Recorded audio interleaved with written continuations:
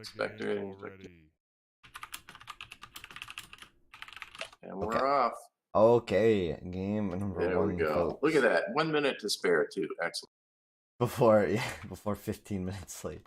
Okay. The Syrian war on inland, and we did get the river variant of inland. Not familiar. Inland can spawn with a river or not. And with one river, we have one crossing on this map. It can be more, it can be less. We have a private sea at in the middle of Clearman's side of the map. We'll see if he's able to spot that. It's not huge, but it's certainly worth a dock early. It's certainly worth that early dock. That early investment will pay off very quickly.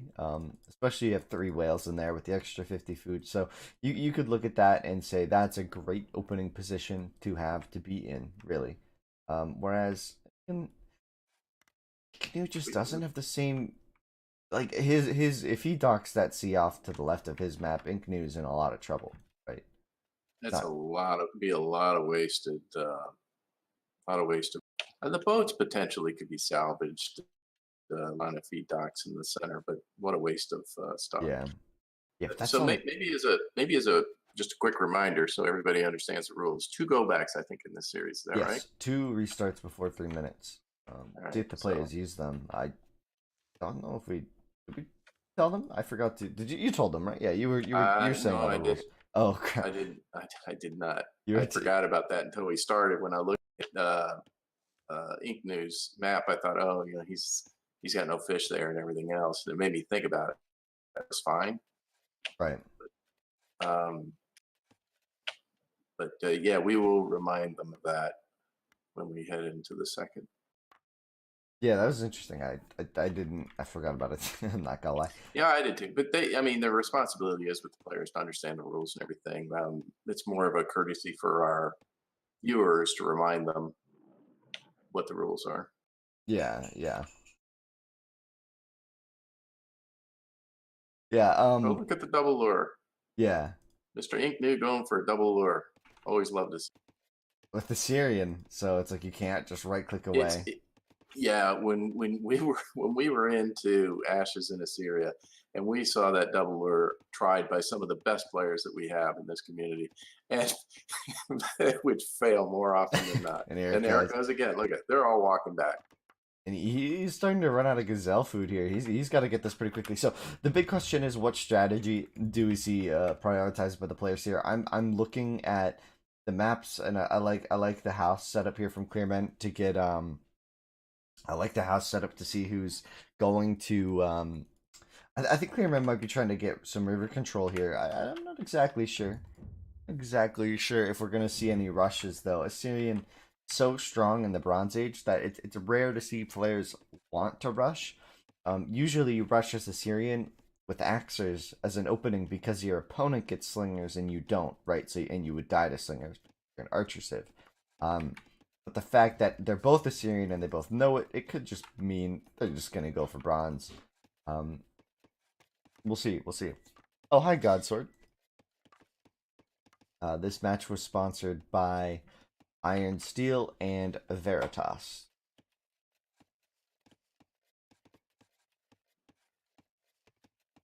Good to see you around, though.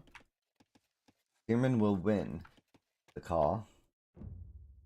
Being 3 vills up already. That's actually pretty significant. You can't deny. 3 vills is that's a pretty high differential, honestly.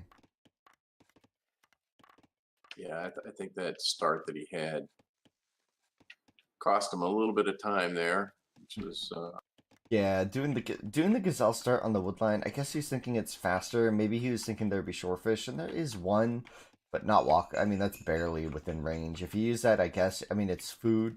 So on a map like Inland, you need the food, and he did dock that left side, thinking it's deep. But again, as we discussed, I mean, it's worth it early because it's. I mean, it's 5 axers if it comes down to a tool war, but. I think that Clearman's going to be bronzing on this map. His eco's still going up. Yeah, they're up to 22 vills, so if they're doing any tool aggression, it's going to be late in the tool age rather than early. as you do see Clearman building his first dock. So, like we say about those private seas, I mean, as a spectator, you load in and you say, hey, that's not very fair, you know. That's so much food that he could get that the other player doesn't even know about, can contest. Well, you know, Clearman, he has to scout that. He has to find it and he has to dock it. It's not free resources unless you use it. So not using the map to its fullest potential could be a potential downfall for him because I mean on the other side of the map, INKNOO, he might have less fish there, but he's got 4 boats on it, right? So his economy is gonna take gonna take a bit of a lead here as he's now 2 vills up. But the question is, I think Clearman might be bronzing a little bit more solidly here. And he's got a pit that he could actually do a gazelle and 2 shorefish out there on a pit. Nice lure actually from him. And here it is. There's the dock we were looking for. A dock on the south side of the map.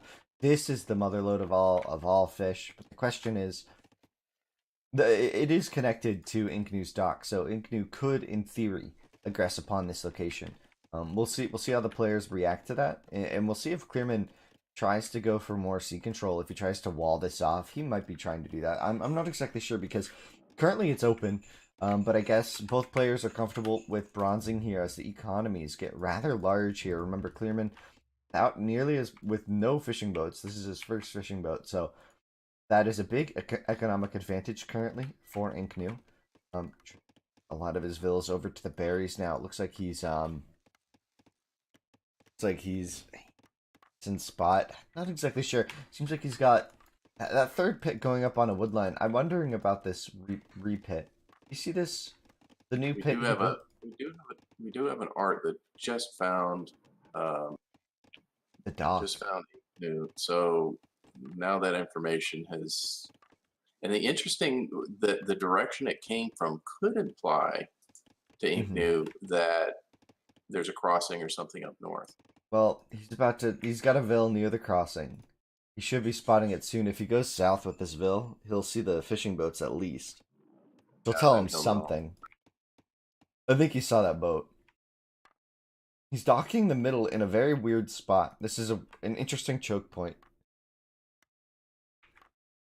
Man, I Well, just I love. think, Hmm? yeah, the interesting thing here is that INKNOO's going to find out very quickly, to his chagrin, that he's fished out the whole western edge of the map, and he's going to want to use those boats in the center, but he's going to have to get through 3 docks, Yeah, you know, yeah. that Clearman has, and so I think all his investment in those boats, I think, is really probably going to be, I won't say wasted because he's getting the advantage of it now, but Hmm. certainly not the full benefit you would expect from an investment like that. Yeah, that's a big tough. That's a tough call to make. That's a tough call to make. As we do see the tool ages come in.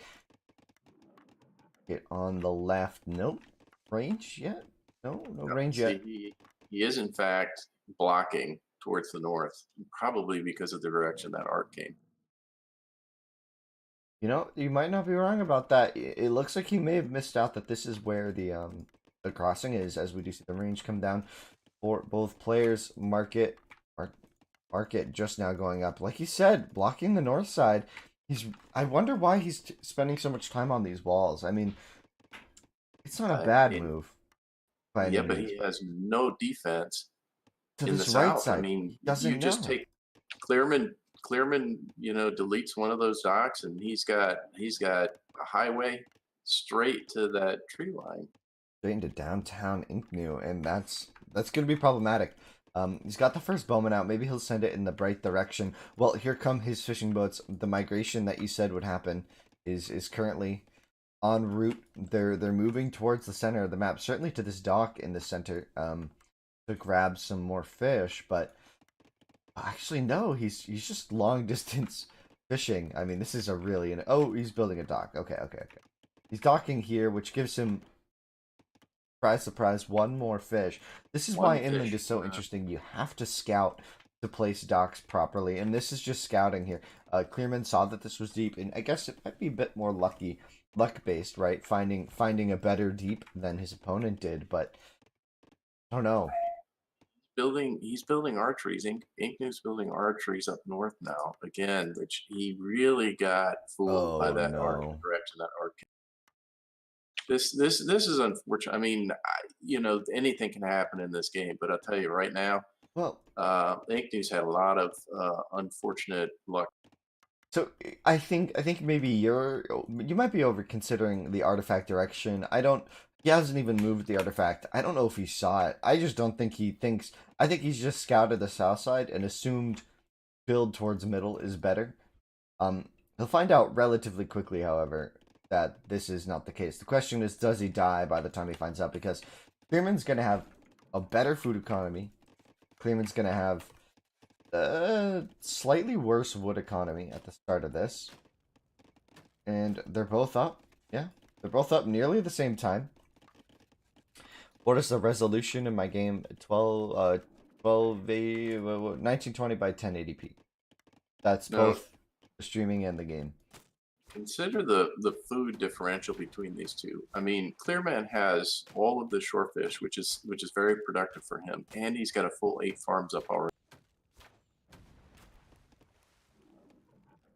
And INKNOO's building some scout ships on the south side to combat the scout ships on the right side. It looks like Clearman's actually not going to be deleting the dock anytime soon. Just now going for the government center. He's going to go for the boom rather than the army, which is going to be a difference of opinion here because we do see that Clearman going for boom is going to be facing off of INKNOO, who's going for ranges, right? So he's going to be going for earlier army. He doesn't have a government center. In fact, INKNOO built 2 markets. I don't know why. That could be just to get both techs quicker. I'm not exactly sure why you do that. Maybe a bit of a misclick there. That could be nerves. That could be a lot of things, guys. That could be a lot of things. I try not to read too much into that. We do see him deleting that wall. I think he's now realized where his opponent's crossing is. Well, if he didn't already, he knows now because the fishing boats made it around, right? He has to know. Oh yeah, I'm sure he understands how the map is laid out versus what he apparently thought. Now, it's interesting, if INKNOO is able to get sea control and produces enough army to cross, this could be really big, as we do see those first chariot archers come out with the wheel. And do we even see more ranges on the side of Clearman? No, Clearman's going for the boom. Here comes another town center. So he's going to be very wood invested already, right? Think about it. He's got farms, he's building TCs, and he's building ships. Compare that to INKNOO. INKNOO's building ships and building army. If the army can get across the map, it can kill. Clearman's in a tough position here.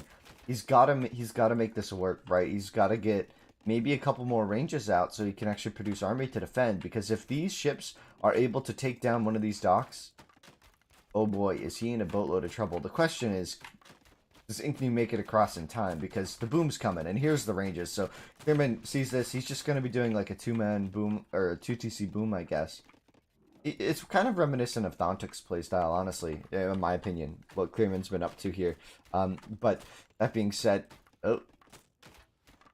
Clearman maybe respecting is going on. What are with these walls today? Maybe he's afraid of a crossing. Yeah, that one's particularly weird because you would think with the boats that have been there, he scouted that whole thing. He knows what's going on. Maybe he thinks it's a very easy landing spot. I don't know. There has to be logic behind that. Great. There has to be a thought process, and I'm just missing it.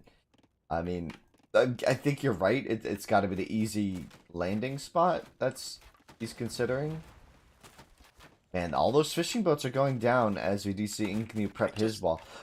Oh, there is a transport. Maybe he scouted the transport.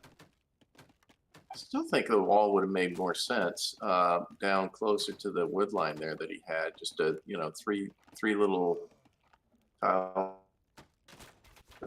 Yeah, like right there. Yeah. The economy differential here is starting to get extreme. Yeah, we're up to 15. But remember, that was with fishing boats. Those have mostly been shot down now. And here's the landing. Just 2 to start, and maybe there's a village. No, there are no villagers there, so just the 2 chariots for now. And Clearman does have chariots at home to defend, but they're on the other side of his map.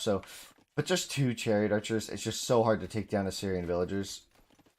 once they have the wheel, right? It takes a lot more effort here. So see if he's able to actually. We'll see if he's able to get any kills. Currently, it's just damaging a lot of these villagers. See, oh, one might go down here. One goes down. Oh, there goes Two, one. two vills going down. Just those Assyrian villagers. I mean, they basically outrun arrows. Oh, another one going down. So this little raid here is very high value. I mean, killing some early vills is very Got powerful. more than he should have. Yeah, he really did. CLEARMAN should have just run him north while his chariots were coming south, and I think he could have avoided any losses. I think that's the beauty of doing these community these community show matches, right? We know that these players are good players. They're competitive. They enjoy the game, and they've played in tournaments and show matches before. But we also know that they're not. These aren't the cream of the crop. These aren't tournament winners, per se. But it's fun to see how they compete. It's interesting when you look at something about this play style is they're going to be doing things that we don't expect, like this wall, right? And they might have a reason, and who knows? It could pay off, and we don't know yet until we see it play out. Here, I don't think it's going to be... I don't think this wall is going to matter.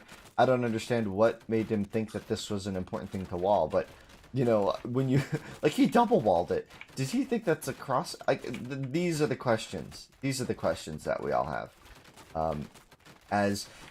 This stock going down, I feel like might be better for CLEARMAN at this point. I think he wants to aggress into here, but the ecos have been... Didn't neutralize the eco lead, but he certainly helped deal with it a bit. I mean, I think the biggest issue is for INKNOO. His economy at home is pretty inefficient all across the board. He's just now getting a new wood lineup, so that should help him out with more and more farms, because his eco is lacking, certainly lacking. Well, you know, it's interesting here that, you know, CLEARMAN had access to all the fish, and he started off with all the docks, and yet he has ceded the sea control to England. I think CLEARMAN's going iron. He's got 800 gold mined, and he's got a workshop in the government center. He's got 5 guys on gold. I think he got enough from the sea to iron. I think he's got his own private sea in the back now. He's scouted it out, so he's gonna have a nice little spot there. 2 lagging streammen. I don't understand. Maybe he's expecting the army. I mean, I don't understand. He double walled that thing. Why? I kind of just bothers me that he didn't put a wall by that northern pit.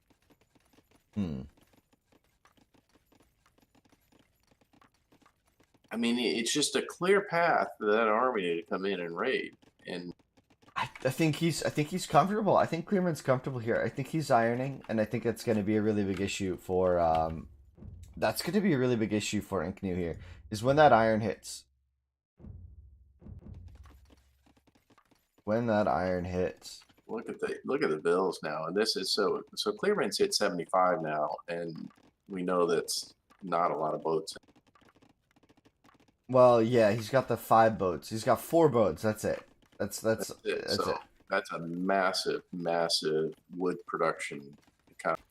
And here's that. Oh, he finally got that wall up there. He didn't do it. No. There's just shallows. He could run. He could run through there. Oh, yeah. He could run through that. That's open. This is what I mean by the players. Like they're good. Don't get me wrong. These are good players, but this. It's interesting because it's not like we're watching VNS Cool play right now, guys. Check the landing. Check the landing at 6. You got it. This is great. The boat landed. The guys got off. They know they're walled in, so he's turning around and he's going to land again, where it's also walled. Is that full walled? It is full walled. Yeah. It is. They might also be very nervous. Yeah. But yeah, it's just funny to watch the landing as they do. He opened it. Oh, to wall it off again. I think he must have seen that happen. The question is, when did we see the iron? Because it's got to be coming, right? It's got to be coming. He mined it. He built the siege workshop. That had to me. That's a clear indication. He's mined 1,400 gold.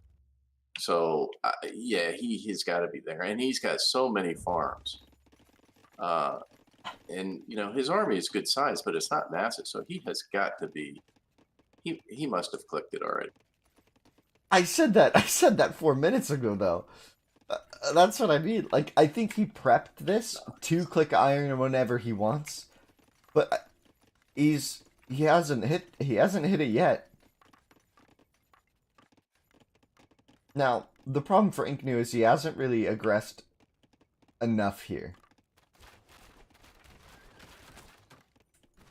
No, no, no. What I said was, sorry, my train of thought got interrupted there. I think by myself. We what I was saying is, it's not like we're watching cool here. These players will be making mistakes.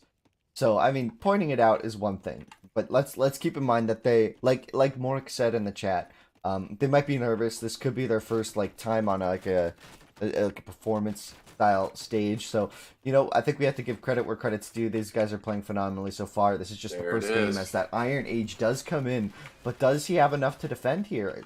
He does. I think he does, but with the C, and I think INKNOO's got a larger army here, so he's got to hold this. I mean, horse archers do really well. Don't get me wrong. And what is that? Well, that double wall has just been upgraded. Look at that. Yeah, nobody is getting through that wall. Nobody whatsoever. Why does he have 2 trade boats? See, this is what I mean. Like, mistakes are gonna happen, guys, and that's okay. As we do see CLEARMAN with the dance on the front line here. As soon as Ballistic comes in for CLEARMAN, this fight gets a lot harder for INKNOO to fight. We'll see if he's able to do anything here. Does he hit bronze? Does he hit iron soon? Now remember, INKNOO's economy isn't that far behind, but he's only at 100 gold, so there's no way he's going to be getting that Iron Age in enough time here. I think he has enough active farms to really store up the food as well. I mean, he's going to be using a lot of that to replace losses.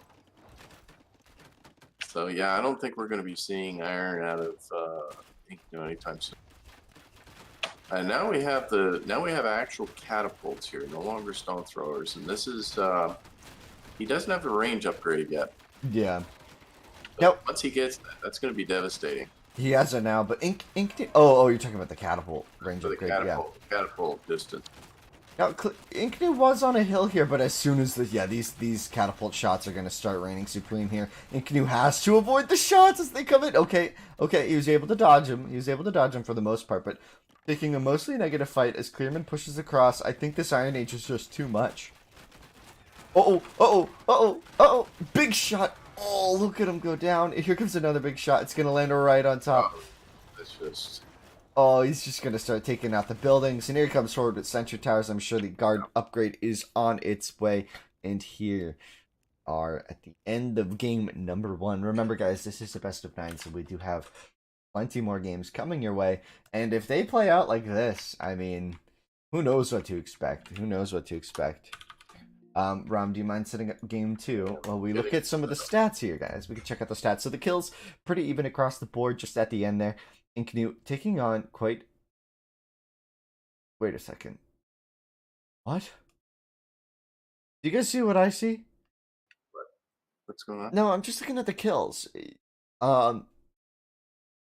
61 kills, 80 losses, but 68 kills and 71 losses. Maybe the stone thrower shots, or maybe the catapult shots don't register as kills when the stone thrower dies or something. There could be something going on. Friendly fire, I think, but INKNOO never made a stone thrower, I don't think. So maybe he did friendly fire and we missed it. I don't know. I don't know what happened there. How does he lose that much? He could not have lost. He did not lose 12 vills. He did not lose 12 vills to lions and tigers and bears. Oh my, no way. Economies, again, as we said, CLEARMAN just boomed up behind the wall off to a decent number. He had enough army to defend. So it worked out for him as we go into game 2. And if you guys want to check out what we're looking at here for game 2, this is the settings for the show match. This is the setting list for the show match. So next is Highland Wansheng. So remember, the first 6 games are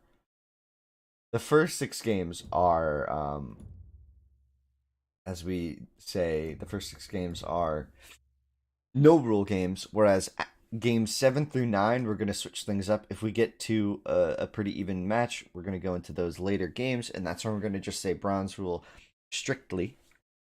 That being said, we can go into game 2.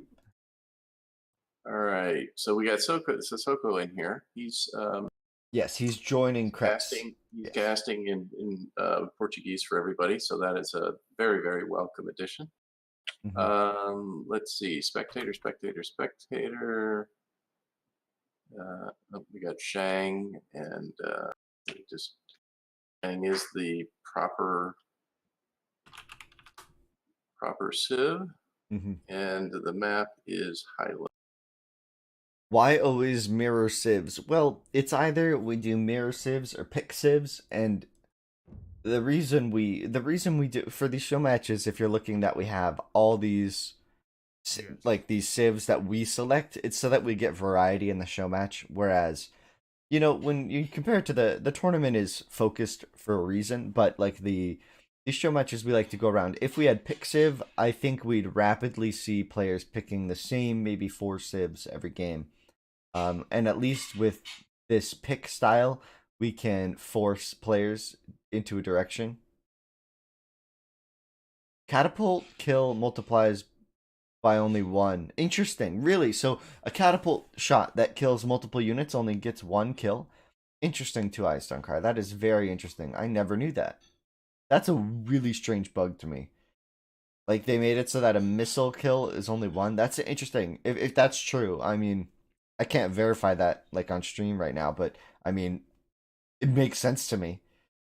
Makes sense to me. No, no, no, no. The catapult, the catapults were from Clearman, and Clearman had a significantly lower kill count than INKNOO had deaths. I just don't know. I haven't seen that much. Yo, Iron Steel, how's it going, man? Welcome to your show match. I wonder where Veritas is at once we get both of our sponsors here. I hope Veritas is around. I'm sure he's in the shadows lurking.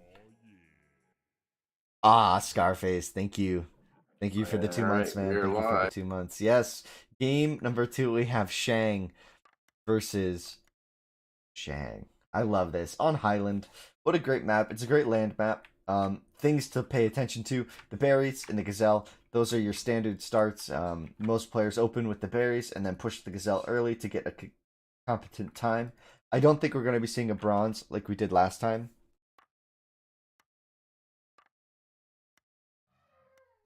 It feels sort of like we're home. I guess because we had so many matches with Ashes in Assyria, or games rather, and I don't know. It feels like we're home again. Iron Steel Thontuk messaged me this morning. He's working, or he's out late today, so I don't think he said he won't be able to make it. So there is no Vietnamese cast as it stands. I don't know what to expect. Yeah, the elephants here for INKNOO though. Yeah, Mr. Hillberry's there is right. That's a very nice map. It's very wallable. You've got 4 elephants that are, well, the 2 up north are a little difficult because you got I don't know if you can pull it through. I mean, but the you got 2 2 up. elephants. Oh, really. these two. Yeah. Well, you can't. No, those are stuck. Those are stuck, dude. Those are stuck. I think it's maybe They're in the zoo. It's an exhibit. You peek through the trees and you see elephants in their natural habitat where they can't be hunted down and murdered. But this lure is going a little far, INKNOO. The lure is going a little far. Whoa! Oh boy! That was a very far click for that guy to run to. Well, he got lucky though, because those 2 elephants, it's sort of like they're on deck to be the They're guest ready. of honor. They're ready. Yeah, they're ready whenever he wants. Maybe that was the whole plan. Maybe that was planned. See, this is the kind of stuff we learn that like I don't think we'd see this much in the Classic Cup, but this is something new, This is something I haven't seen before, and I like seeing that. He ran the Vil much further away than you'd anticipate, and then the elephant like went back like halfway. I don't, if it was me, I think those elephants would have gone further than where they started.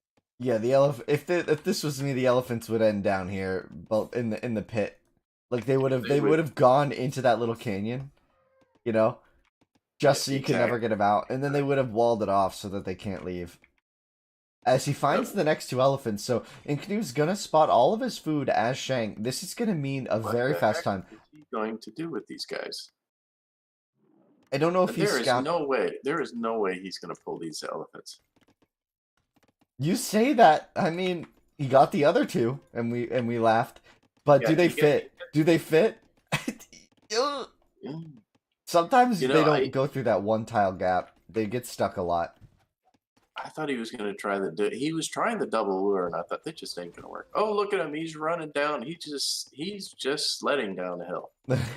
So the question is, when this the shots downhill do so much damage. Oh my gosh, he's gonna go around, maybe to grab the other one. I don't know. He could also grab it around the north side. I don't know what he does. Let's check out Clearman's base because it's important to check this out. So he put the gazelle on the right side. He put the gazelle on the right side of his base against the wall. It makes sense. It's usually very difficult to push gazelle off the wall in DE. They can get stuck. They can pixel walk the edge of the map and never come off of it.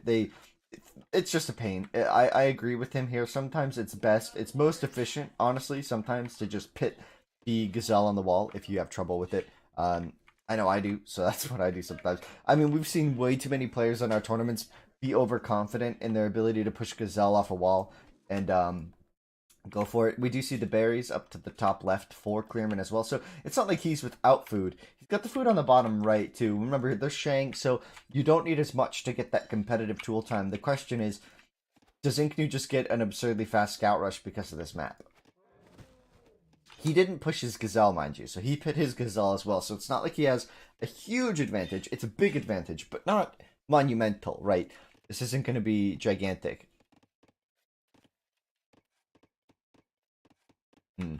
He's going for the berries on the south side of his map now. Oh, he's found the gazelle as well.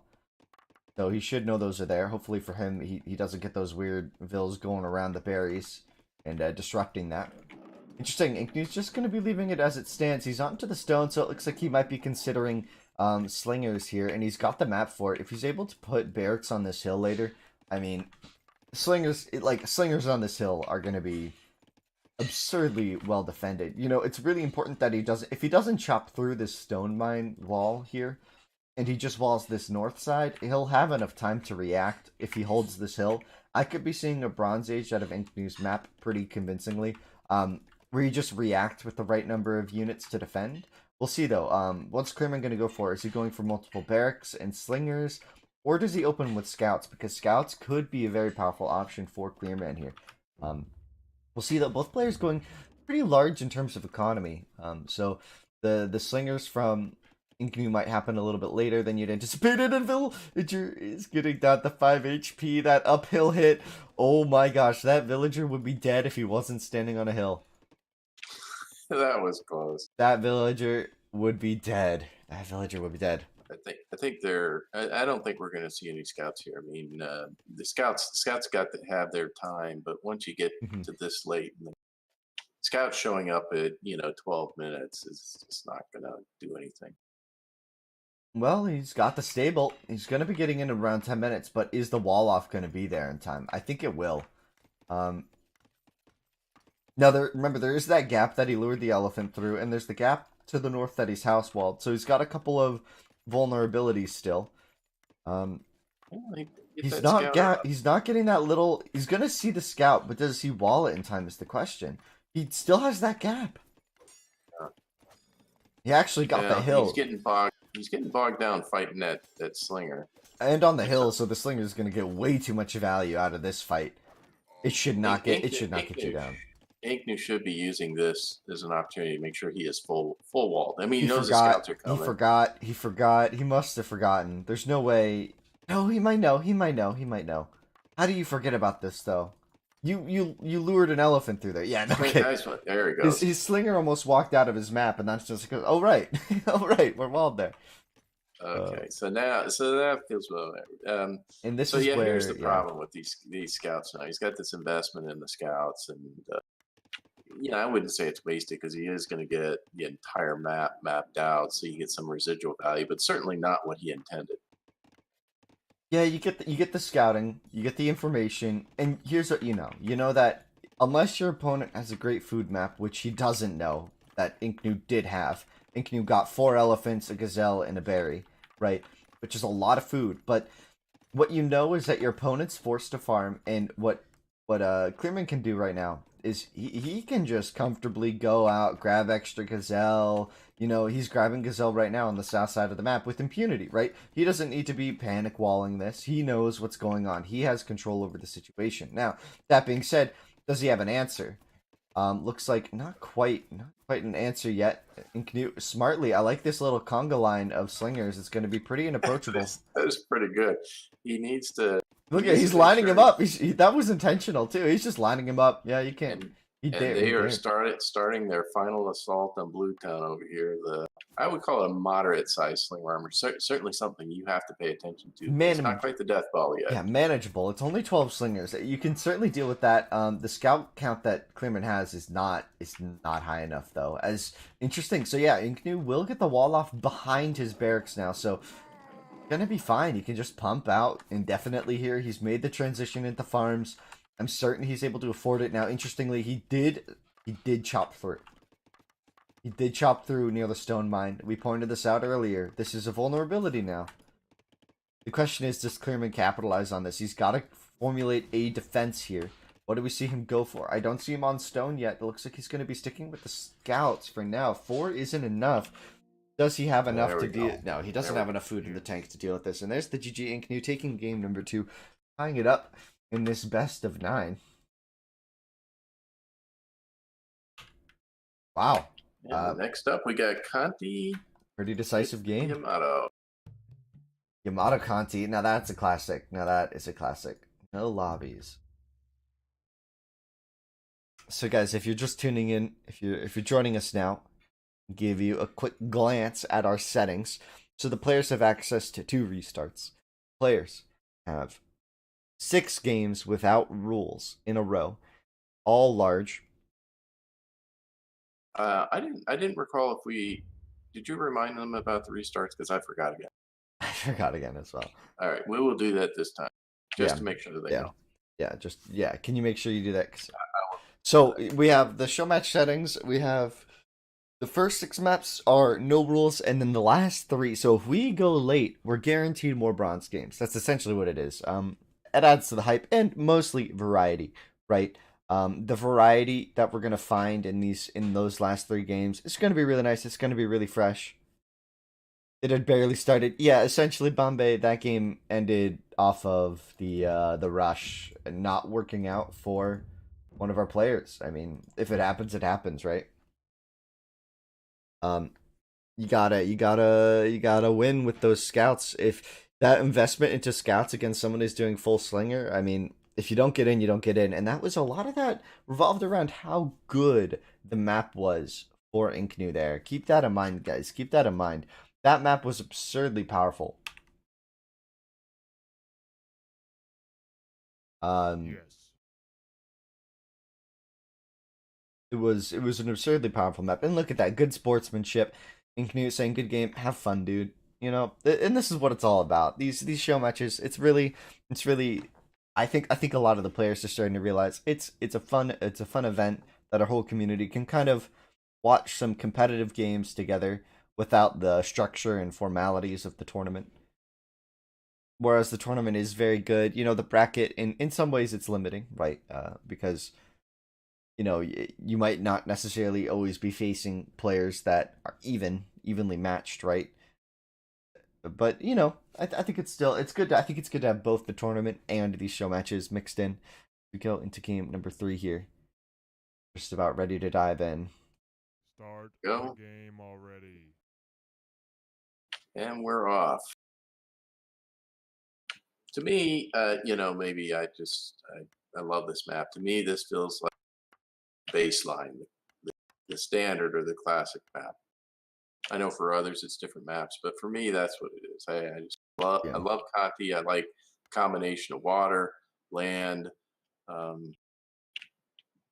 So yeah, this will be a fun one. A lot of strategies are available at the outset. And so, Romley, to pick up on a point that I've heard you say multiple times, and I just think this is an important talking point. Is the difference between the food variance on a map like Inland and a map like Conti. And we can talk about that right now because we've got some time and we have a prime example. On a map like Inland, it's unfair because you get private seas, right? That's just a fact, right? But on Conti, it's unfair because you could get a shorefish pit start, like Clearman has the granary. like this crazy one here. Yeah, and like this crazy one that INKNOO has as an opener with Yamato, so it's even more efficient because those further away shorefish, they're in theory what, like 10-15% closer because of the move speed, right? When you look at it from the perspective of Inland, for example, and how Inland has that um, unfair advantage in quotes of water with fish, like the deep water, as we say.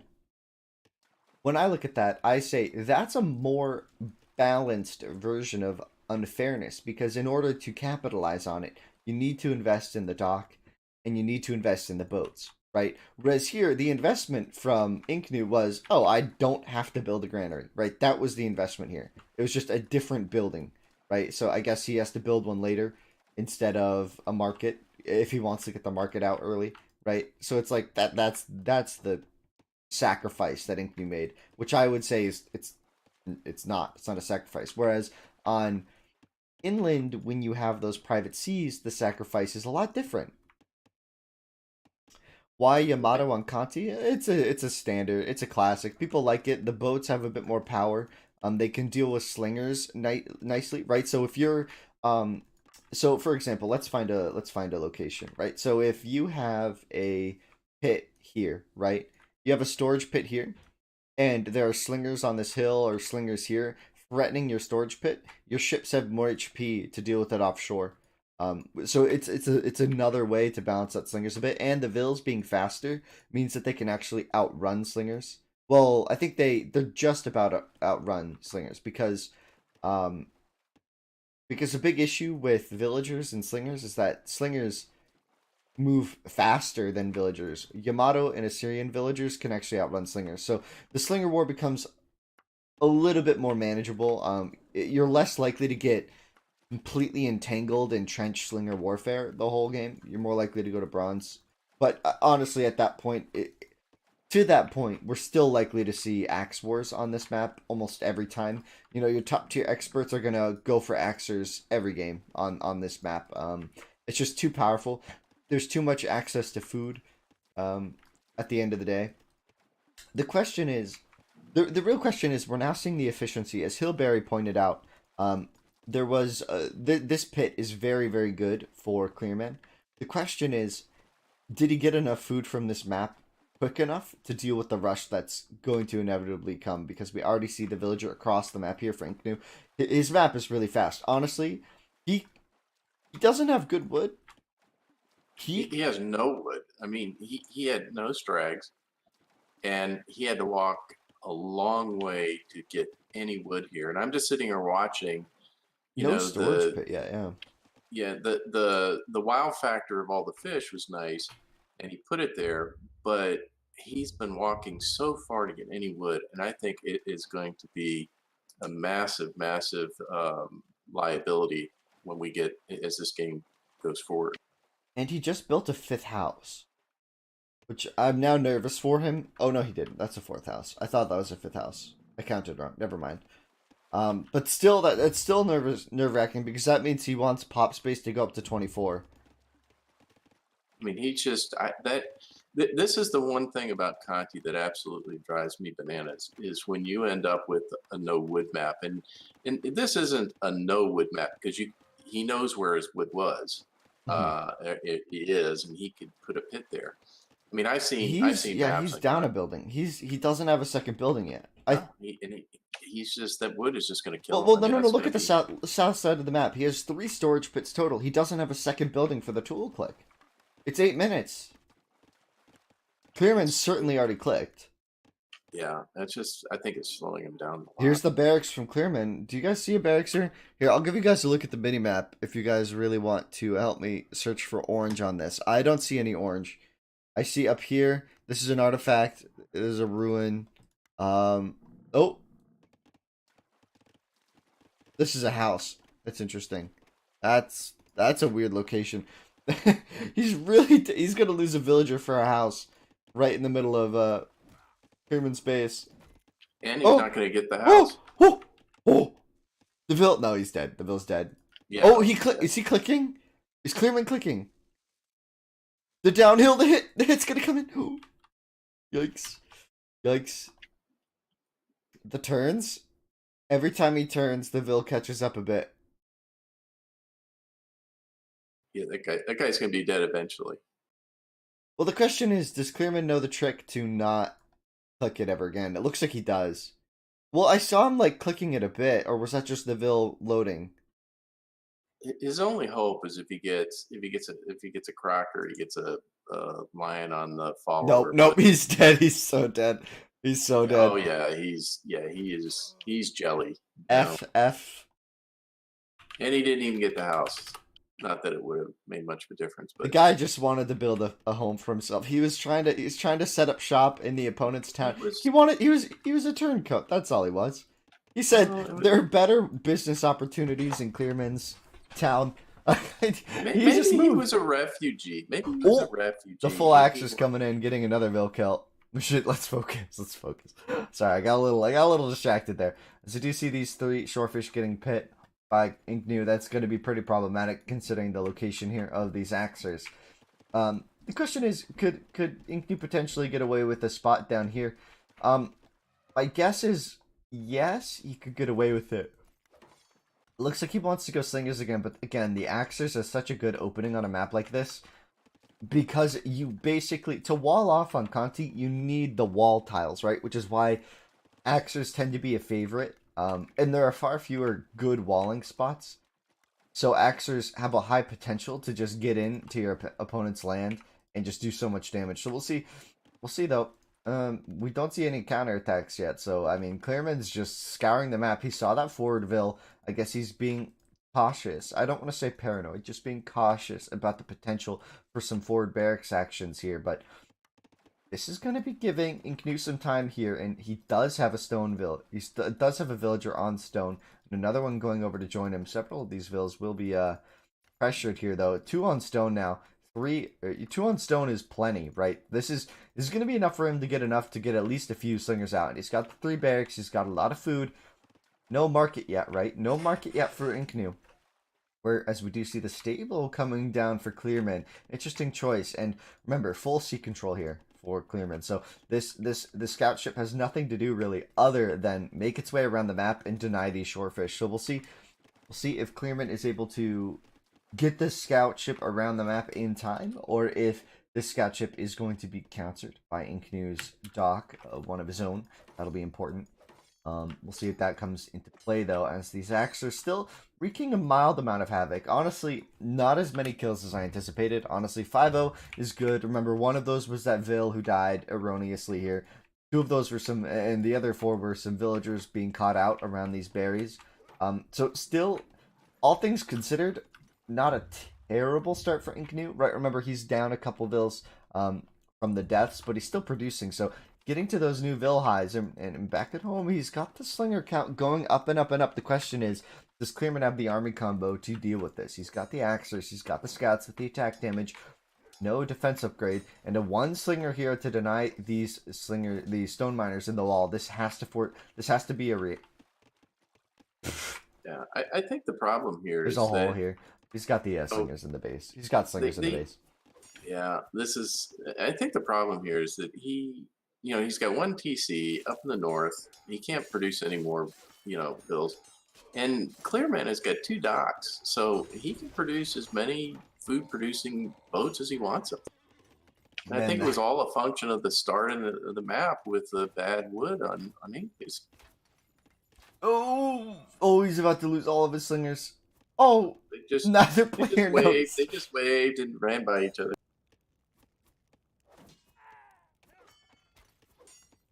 But I think economically this game just really now getting lopsided. that dock up. He just got his dock up, and here's the scout ship on the shorefish. You have to run these vills at this point. It's just going to shut down a lot of the food income, which is why you see players prefer those docks earlier, because you can defend your shore. And here are those ships. And remember what we said about the HP, 150 HP on these ships. They deal with slingers just that much better, right? Same range, and if he gets the range upgrade, he can start to be very obnoxious with that. It's more difficult for the slingers. Now, if you guys aren't super familiar, range in this game isn't precise. You can actually shoot 2 units with a range difference of 1 shoot at each other, right? It's like they have the same range, right? It's just in what direction you have the same range difference. I don't know. It's hard to describe that, but when you're 1 range away from units, so all those units in the tool age, it's very difficult to find situations to get full advantage of that, as we do see a big fight coming in here. CLEARMAN with the Axers, and he's got a full surround. When these Axers and Slingers come in the back, I think INKNOO's going to have to call it here, as he's still open on the front side of his base. Actually, no, just getting the wall off. 1 tile still open there. I think he might be out of stone. He's running out of all of his Slingers, though. Taking a decent fight is CLEARMAN. CLEARMAN, great positioning. Look at the kill loss. That is a decisive win if I've ever seen one.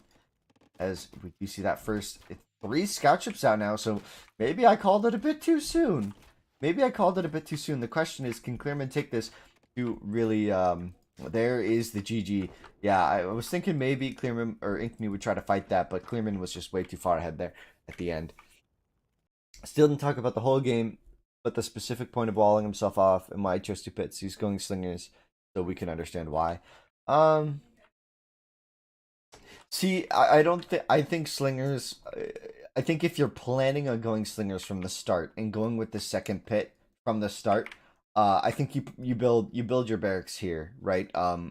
Ultimately, if you want to do slingers on this map properly, either you build your barracks here or you build your barracks here. You save your stone and you build on a hill, right? He has both of his stone mines were actually defendable by a hill. Because the barracks were here, I think you counter with your barracks here. I think the barracks going down here was an interesting choice, but we saw his stone mine get pressured really early, and that cut off his production really hard. I think building down here, he gave up all hill potential.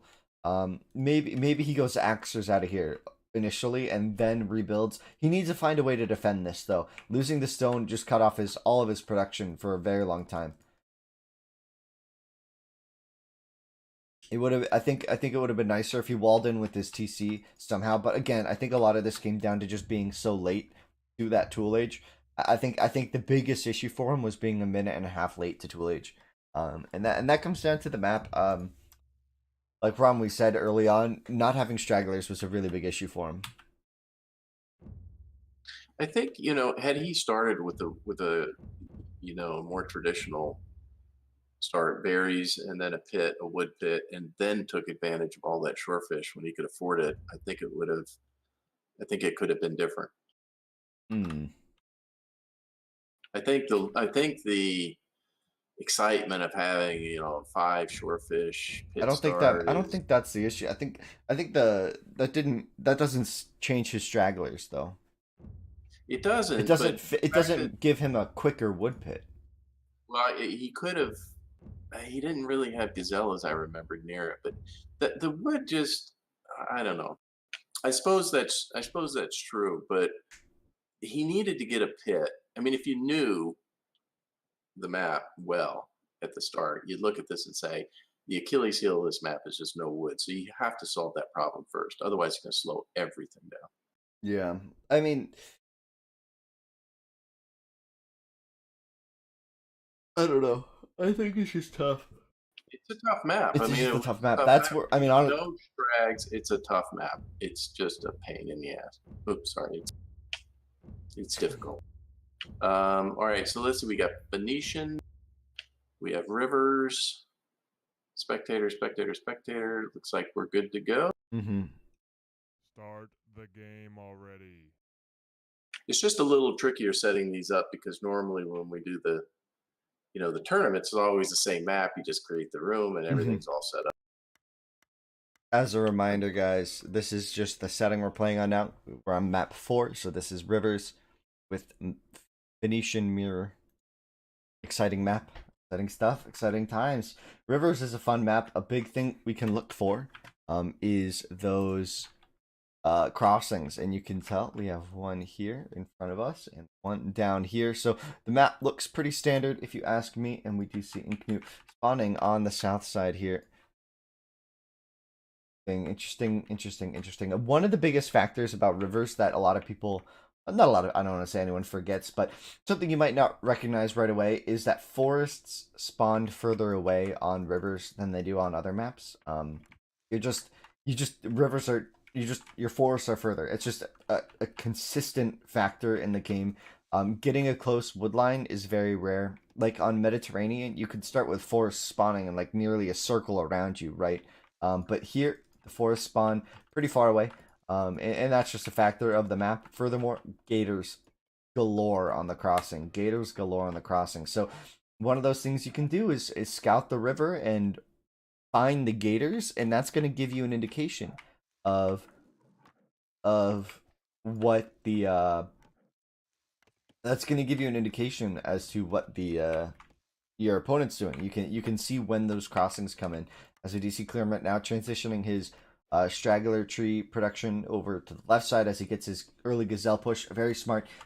Because your forests are further away, your gazelle are almost always easily pushable to your TC. That's a very common theme on rivers.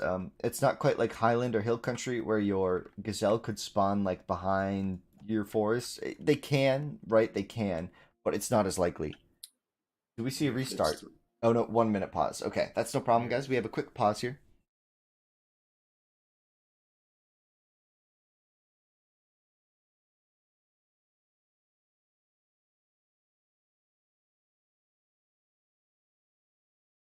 Yeah, Hilbert, that's a good point. They are. CLEARMAN is a lot closer to that crossing. What was that, Rob? I was going to say you know, there's probably a map advantage here, but I don't think it's anywhere near as dramatic as the last.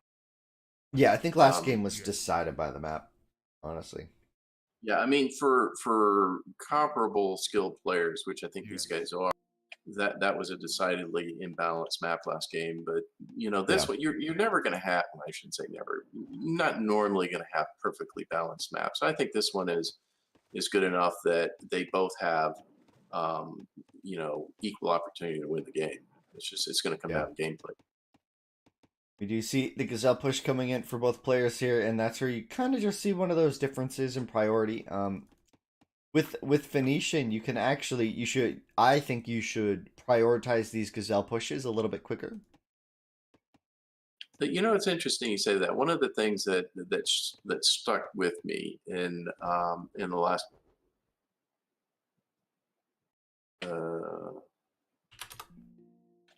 what's I'm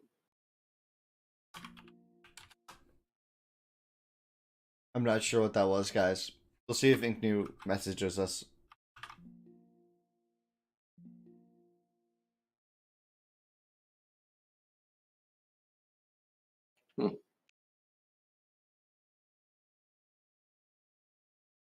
All right. Well, I'll go. Well, what we don't know what to do here, so I'll set up the room. But Iron Steel, you're the SHOWMATCH producer. It's 4 minutes. Producer and sponsor. The sponsors and producers, they decide what happens when we have a disconnect at 4 minutes. I think it might be too early. I think that was too early. It was too even to say someone won that. Do we move on and call it 3-1 for CLEARMAN, or do we? I think for the sake of the show match, it's healthier if we call that a drop and a restart. But it was 1 minute after the restart. Maybe why don't we just charge INKNOO with one of his restarts for the drop? That might be the best way. I kind of like the sound of that. We'll see what.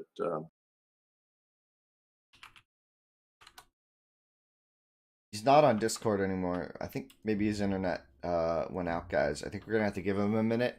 We'll see. We can rejoin our lobbies. Resigned does not equal disconnected. Yeah, I know. Which is why it's a little weird. So maybe it's game 5. I don't know. I put game 4, but maybe it's game 5. I don't know. We'll see. He's back online on Discord, so maybe his internet dropped there.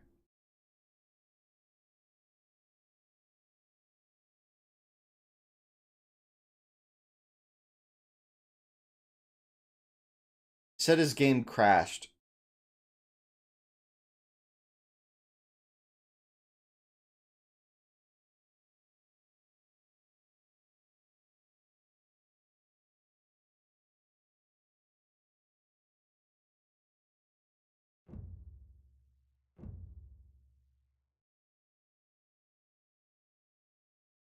Hmm.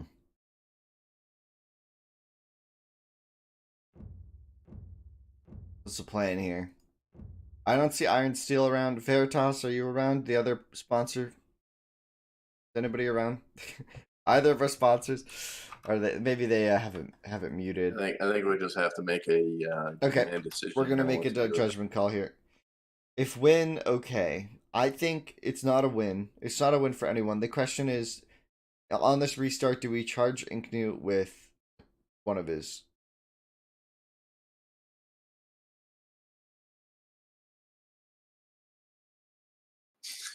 We have, how many have we casted with these? And this is the first time it's happened. Steel says rematch. Rematch.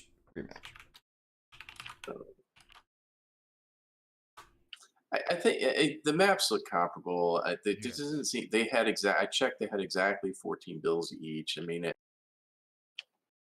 I don't have a problem with that personally, but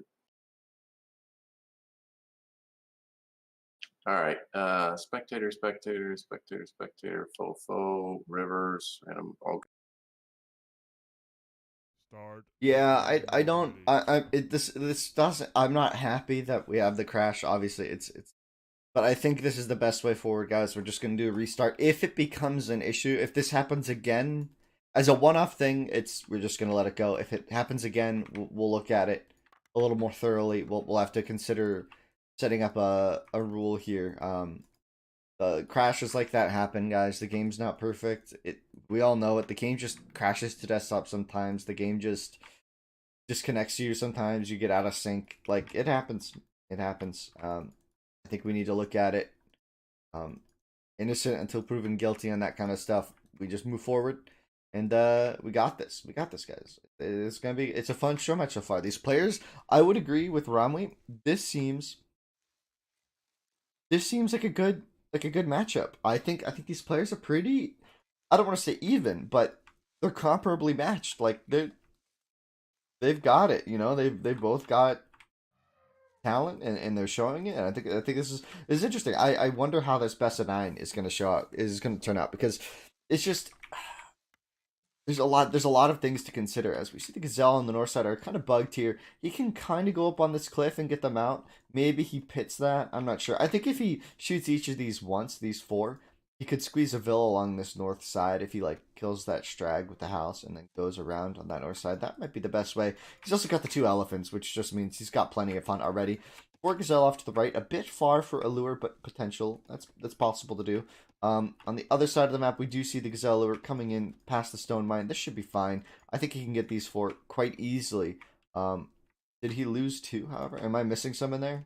No, there are 5. There are 6. There are 6 in. He can get those over his TC without too much issue. Maybe he'll pit it like there, but he's got to get it off of the. He's got to get it off of there.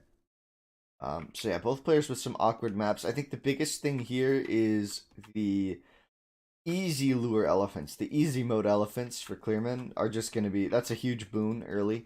But elephants aren't the end all be all. If he's not able to get his Gazelle, and INKNOO is, which looks like it's going to be the case, at least mostly. He's got to watch these choppers though, maybe send him off to the left side. If he gets all these Gazelle in, it's going to be pretty comparable to these elephants. It depends on if Clearman is also able to finagle these Gazelle to his TC properly. If he's able to do that, then we're going to be in a good position. Okay, it looks like he's just going to be pitting over here, which could be good for him. Phoenician, with the extra wood bonus, you can get away with being less efficient with your wood lines at the cost of food. Well, at that for the benefit of food, right? You lose a bit of the wood efficiency to still get like normal times, but because they're both Phoenician, it's a little more difficult to say because you really want to get maximum efficiency out of your stuff. Now, guys, keep in mind we do have two crossings on this river map. It's not always two crossing. It can be one. It can be three. I think the most we saw when we did the rivers tournament, the most we saw was four. Four crossings, and that was a very windy river, if I recall. It had like a really weird thing where it went like kind of along the edge of the map for a while. That being said, though, INKNOO here looking to take a game here. If he ties this up, Rom, what are your predictions? Because that would mean that we're guaranteed to go in the best of nine. That would mean we're guaranteed to go into the Bronze War. And we saw the Clearmen seem to have a bit of a better handle over the Bronze Age decision making, whereas INKNOO seems pretty solid in these rushes. So we'll see. We'll see. Because Clearman also did a very solid axe rush. I don't know. I don't know. I'm just trying to think about how this is gonna go. You know, if Clearman's able to pick up a win here, we're gonna get into those later games, like game 7, 8, 9, maybe. Well, he has a little bit of situational knowledge advantage so far. I don't know if you had watched, but I was watching the artifacts go across that river, and Mhm. so it started with Clearman sending across, finding the crossing, and then having the art be converted. So he has a good idea, I think, of where INKNOO is. Now, INKNOO turned around and sent the art back, but he really didn't scout any. He didn't see the pit. He didn't. It hasn't been converted. He knows that he's not at 6, but he doesn't know exactly where he's at. So I Oh don't know yeah. whether Clearman uses that for an axe rush opportunity, or whether he decides to block. We're gonna have to see what strategy he goes with here. Hmm. Dock block, though, is not going to be nearly as effective in this case because there is another cross. Yeah. And if somebody decides to go scouts, scouts can maneuver, across the terrain fast enough that they can still get there, in a reasonable amount of time. Now here comes INKNOO at the crossing. And yeah, sorry, orange. Yeah, orange is just so hard for me to see. I miss a lot of those single units on the minimap. That being said, he's going for the dark block. So this is a situation. I personally think I disagree with dark blocking on rivers. I think that dark blocking on rivers, the rivers always very windy and long. I think the potential for a transport here is just way too high, and being confident that you've okay. So I don't think the dock block is a bad idea. I just think that you need to wall up at home as well. You can't rely on this as a wall, right? Because it's too easy to get around, and I think we're gonna be seeing slingers from Clearman, and it's gonna be problematic. I think ultimately. It's going to be very problematic for INKNOO if he tries to rely on this, right? We're on Phoenician. We're not on Yamato again, so these slingers are going to be very powerful. You can deal with the ships very easily. Unless he gets like 5 or 6 ships out and he's going for fishing boats early. I think he might be considering bronzing here with 30 vills now. Man, this is going to be difficult, especially when you have this many slingers about to power their way through your base. And Clearman's got enough food to back this up for a while. Yeah, he found the gazelle off to the north side. He just got a new berry patch. And He's got a lot of food. I mean, slingers are so cheap for food because half their production cost is stone almost. So he's got enough to really make a threat out of these slingers. And the advantage of the dock block that he picked there was there's a lot of shore fish, but that's going to get neutralized here by these slingers because if they try to bring any food in, they're going to instantly die. that villager, he was like, I'm gonna save the city. He went forward to repair that dock and instantly targeted down. He put one hammer. He hammered one nail in and was taken out by a hail of stones. Alright, so we're gonna be seeing the slinger defense here. The question is, can he get enough out in time? Because the slinger count is very high. So I think he might not know this, but he needs to do like 4 barracks and get the market upgrade like now, like pronto. I think 2 barracks is going to be too slow. These slingers are coming, and remember, you said it, that artifact spotted him out, right? Like Clearman knows where to go. He knows where to go. And there's almost a 3 minutes, a 2.5 minute difference in their tool time. That's a long, long time to try to recover. The difference was the economy was 30 for INKNOO. Now 29. Yeah, I think he got greedy. Now 28 actually, because no, he's got another dock off to the north side, so he can keep working this shit. He's got two slingers going across to the north, which are going to be great for scouting and coming in the backside to see what's going on.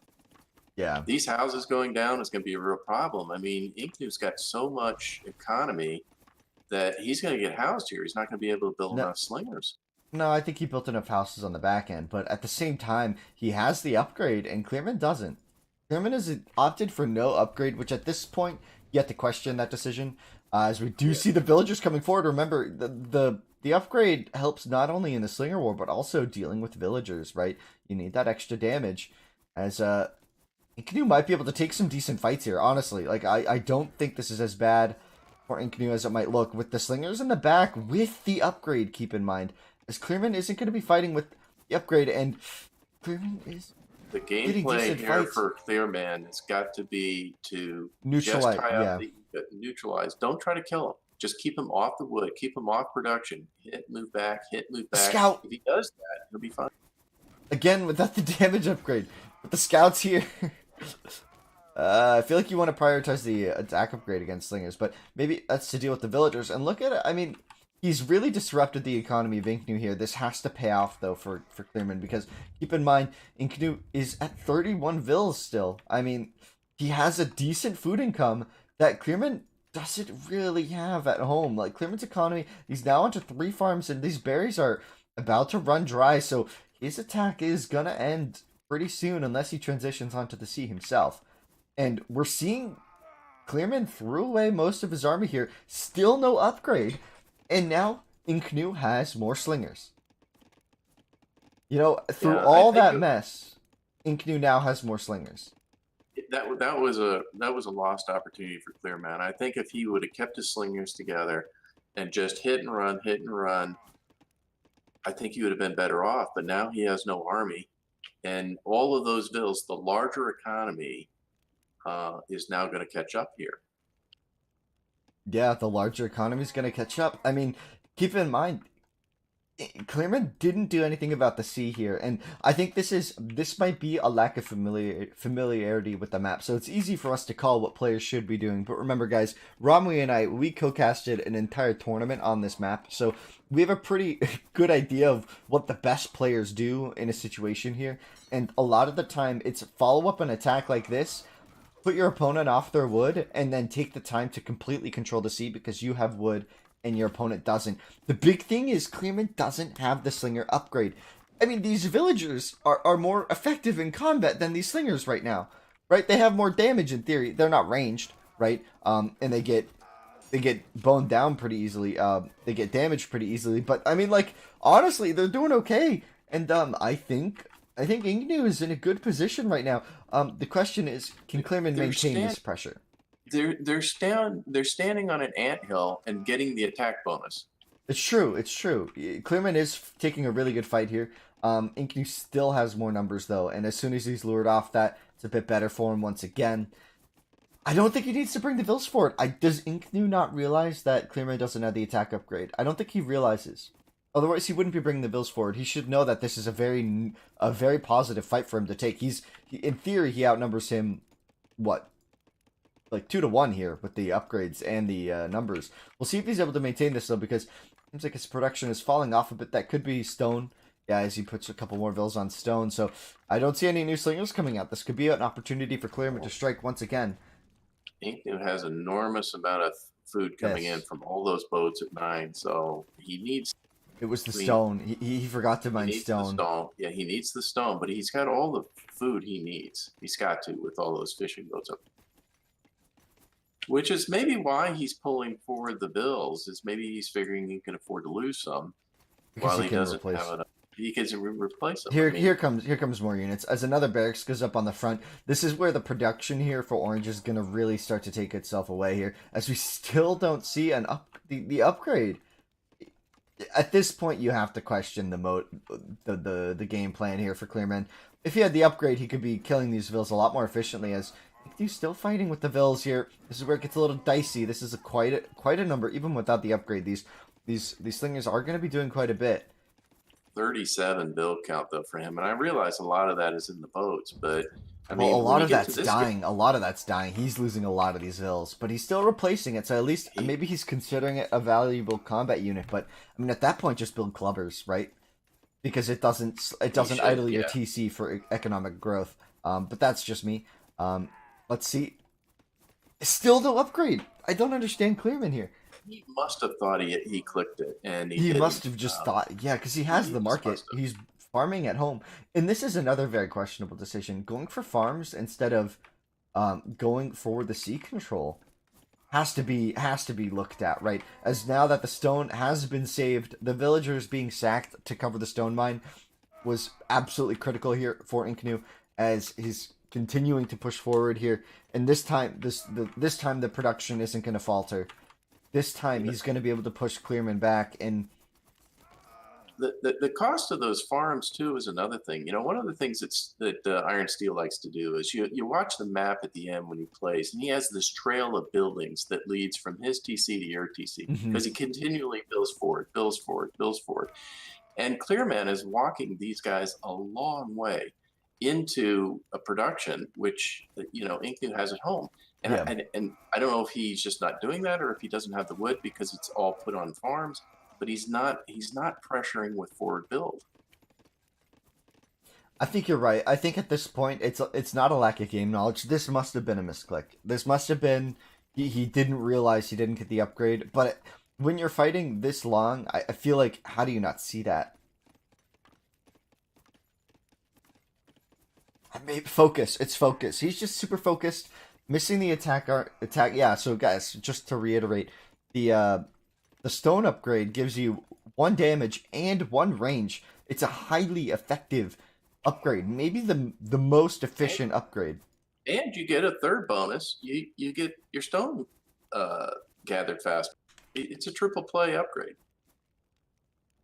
And now Clearman's going to see the full extent of INKNOO's economy. INKNOO playing this very, very well. Yeah, I think he got greedy in the beginning, going to those 30 bills, but I mean, he survived. He survived the rush, and now that superior economy is going to make, you know, this very difficult for Clearman to recover from. And the biggest difference is, I mean, one of the biggest differences between their economies was that INKNOO was able to produce villagers and produce fishing boats at the same time concurrently. So his growth just skyrocketed in compared to Clearman, who's only made 9 villagers since hitting Tool, right? He's just recently been able to afford vills, and investing all of this wood into farms rather than into sea control and fishing boats, you have to call it questionable, as we do see that first scout coming out for INKNOO. INKNOO now in a very solid position back at home. He's got a new wood lineup. He's nearly chopped an entire forest in the defense here. 4 barracks, second stable going down, so it looks like he wants to transition into scouts as the front line here to deal with these slingers. As wow, look at the 7 barracks here already for Clearman. I don't think 29 vills is enough to warrant 7 vills or 7 barracks. We'll see though. Well, that's certainly going to shut down villagers.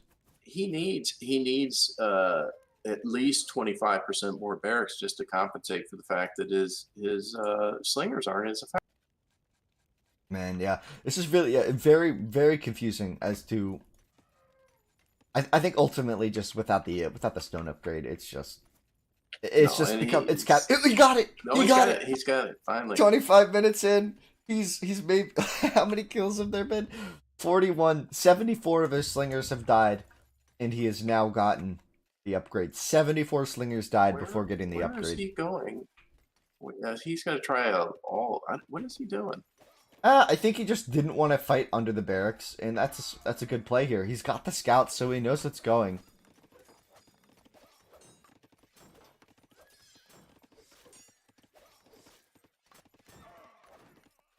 Well, the defensive army coming from Clearman is enough to, I think, defend. Now that they're actual slingers and not junior slingers.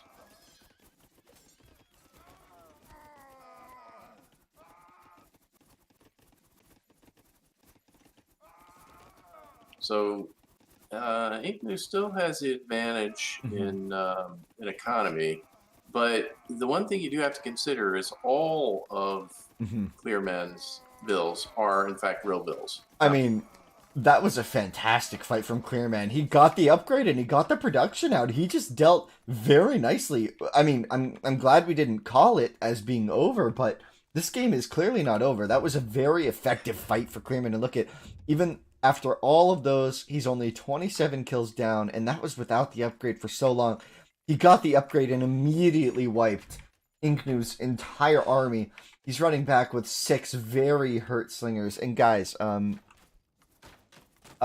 saw a question about why we pick non-expert players, and these players are good, don't get me wrong. And we know that they're not. We know this isn't VNS Cool versus, you know, like Iron Steel, Memo. You know, these aren't like these top tier DE players.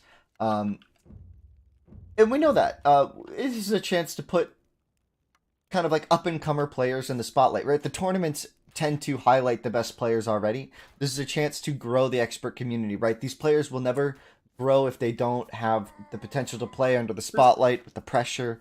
It's good to see this. They're great players. They're having a good time. They're solid players. It's good to watch them play. This is like watching college ball versus professional, is what it is. Yeah, you got to find the players who are gonna become professionals, right? Right. And this is a great college fight. ball is very exciting because you see raw talent in there and you see developing talent. But yeah, that's, to me, this is what this is. This is college ball versus you know, the NFL or the NBA. Don't worry, the little girl who complains about everything. Yeah, no, I just want to. Well, it honestly is a valid question, right? It's a valid question, right? Like, why wouldn't you always pick the best players? Well, that's the reason. If you only ever pick the best players, eventually your community is 2 people, right? That's what happens, right? You need to grow, to foster a good community. You have to be inclusive beyond just there we go. The start. GG. And yeah, I think the river control, realizing that he's never going to make his way across is really important. Pacino. Good game, guys. Good games. All right. This is good games. And here we go. Back to Oasis. Back to the future. 2-2, guys. Yeah, we're back to the tournament. Tied 2-2. Honestly, we're getting a close match here, guys. We could this game go the distance all the way to game 9? Rum, what's your opinion on that? Oh, I absolutely think it could. Yeah.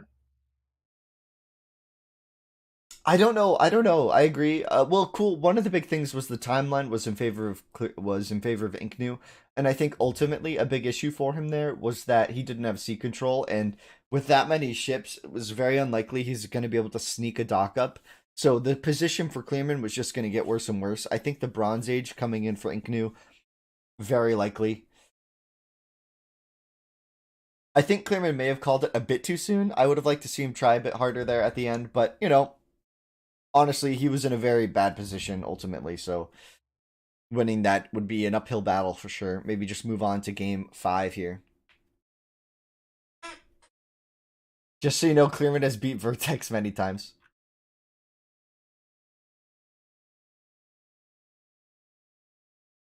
Indeed, cool. Indeed. Good point, cool. Good point. Can we get HB to co-cast, please? What do you mean? Romwee's why this community exists. Okay. Romwee ain't going anywhere. Oh, whoops. So for game 5, guys, we do have Duel in the Desert Returns, Oasis with Sumerian. Oh, thank you, Pacino, for the prime there. Appreciate it. As we go to Oasis Sumerian here. I mean, one game. Hilberry can just wait till I reach 51%. Man, Hilberry, I am waiting for that rematch against Vertex. I want to see you slap that boy, as they say.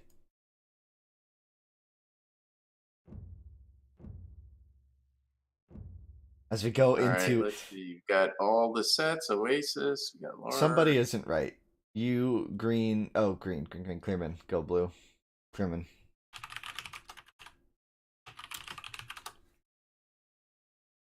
CLEARMAN's currently a spectator. Do not launch.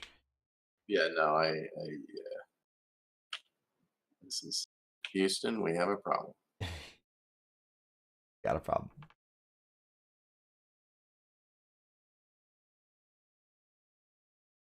Well, the one game was on a technicality. Vertex thought he could call a restart at 4.5 minutes.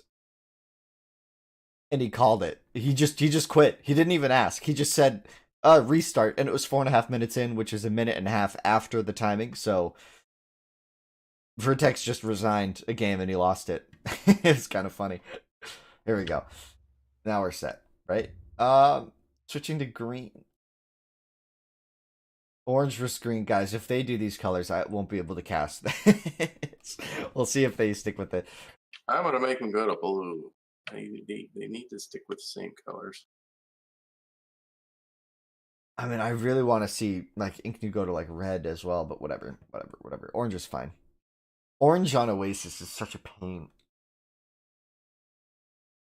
Okay, whatever. Let's go. The game already. All right, we're off. All right, game number 5, guys. Oasis. We have the wooded center. We got a little peninsula of tree here, and off to the south side, we do have CLEARMAN sporting those blue pieces. Got a decent map. He hasn't spotted his berry yet. You really need to get on top of that food ASAP. He can push these gazelle. Oh, I don't like his map. I would call a restart if that were... Well, unless he pits that right now, it's a bad map. And you'll see why in a minute. On the other side of the map, we have INKNOO. He's going to be going for the pit start. Slightly more questionable because of the delay here. But, I mean, in comparison, we're seeing CLEARMAN already up onto the food source, whereas INKNOO starting it here. And one thing to note is the efficiency with the start. Keep this in mind, guys. All these gazelle are rotting, and he doesn't have enough vills to pull this in quickly.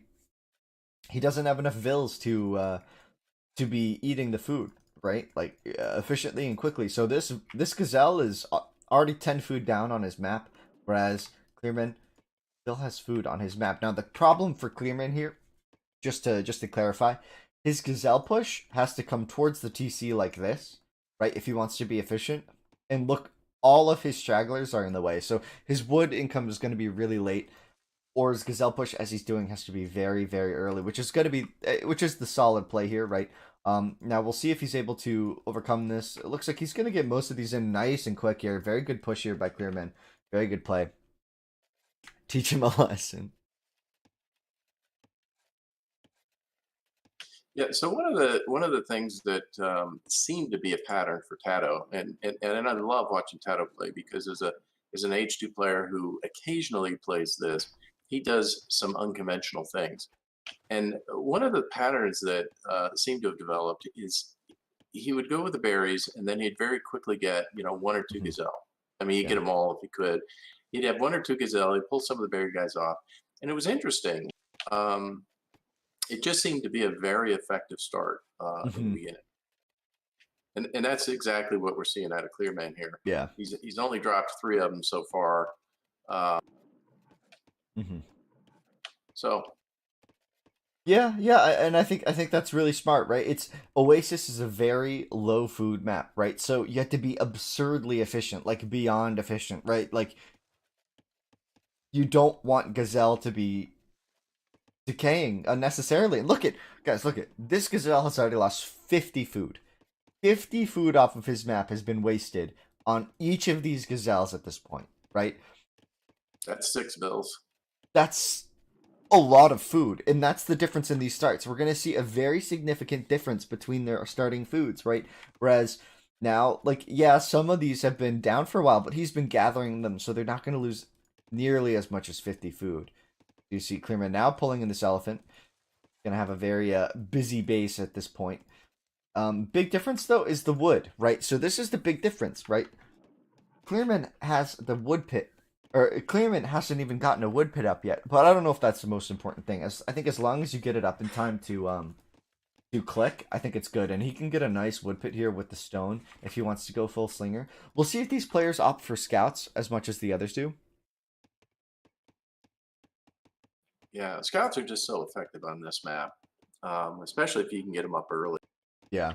Walling is very problematic. Usually these people are going to put pits by these little cluster of trees, and then they chop through them. And if they're not constantly relocating the vills or building houses around them, they become very susceptible to getting raided by scouts. The double line, which would normally prove fatal for villagers, is not too bad here with Sumerian.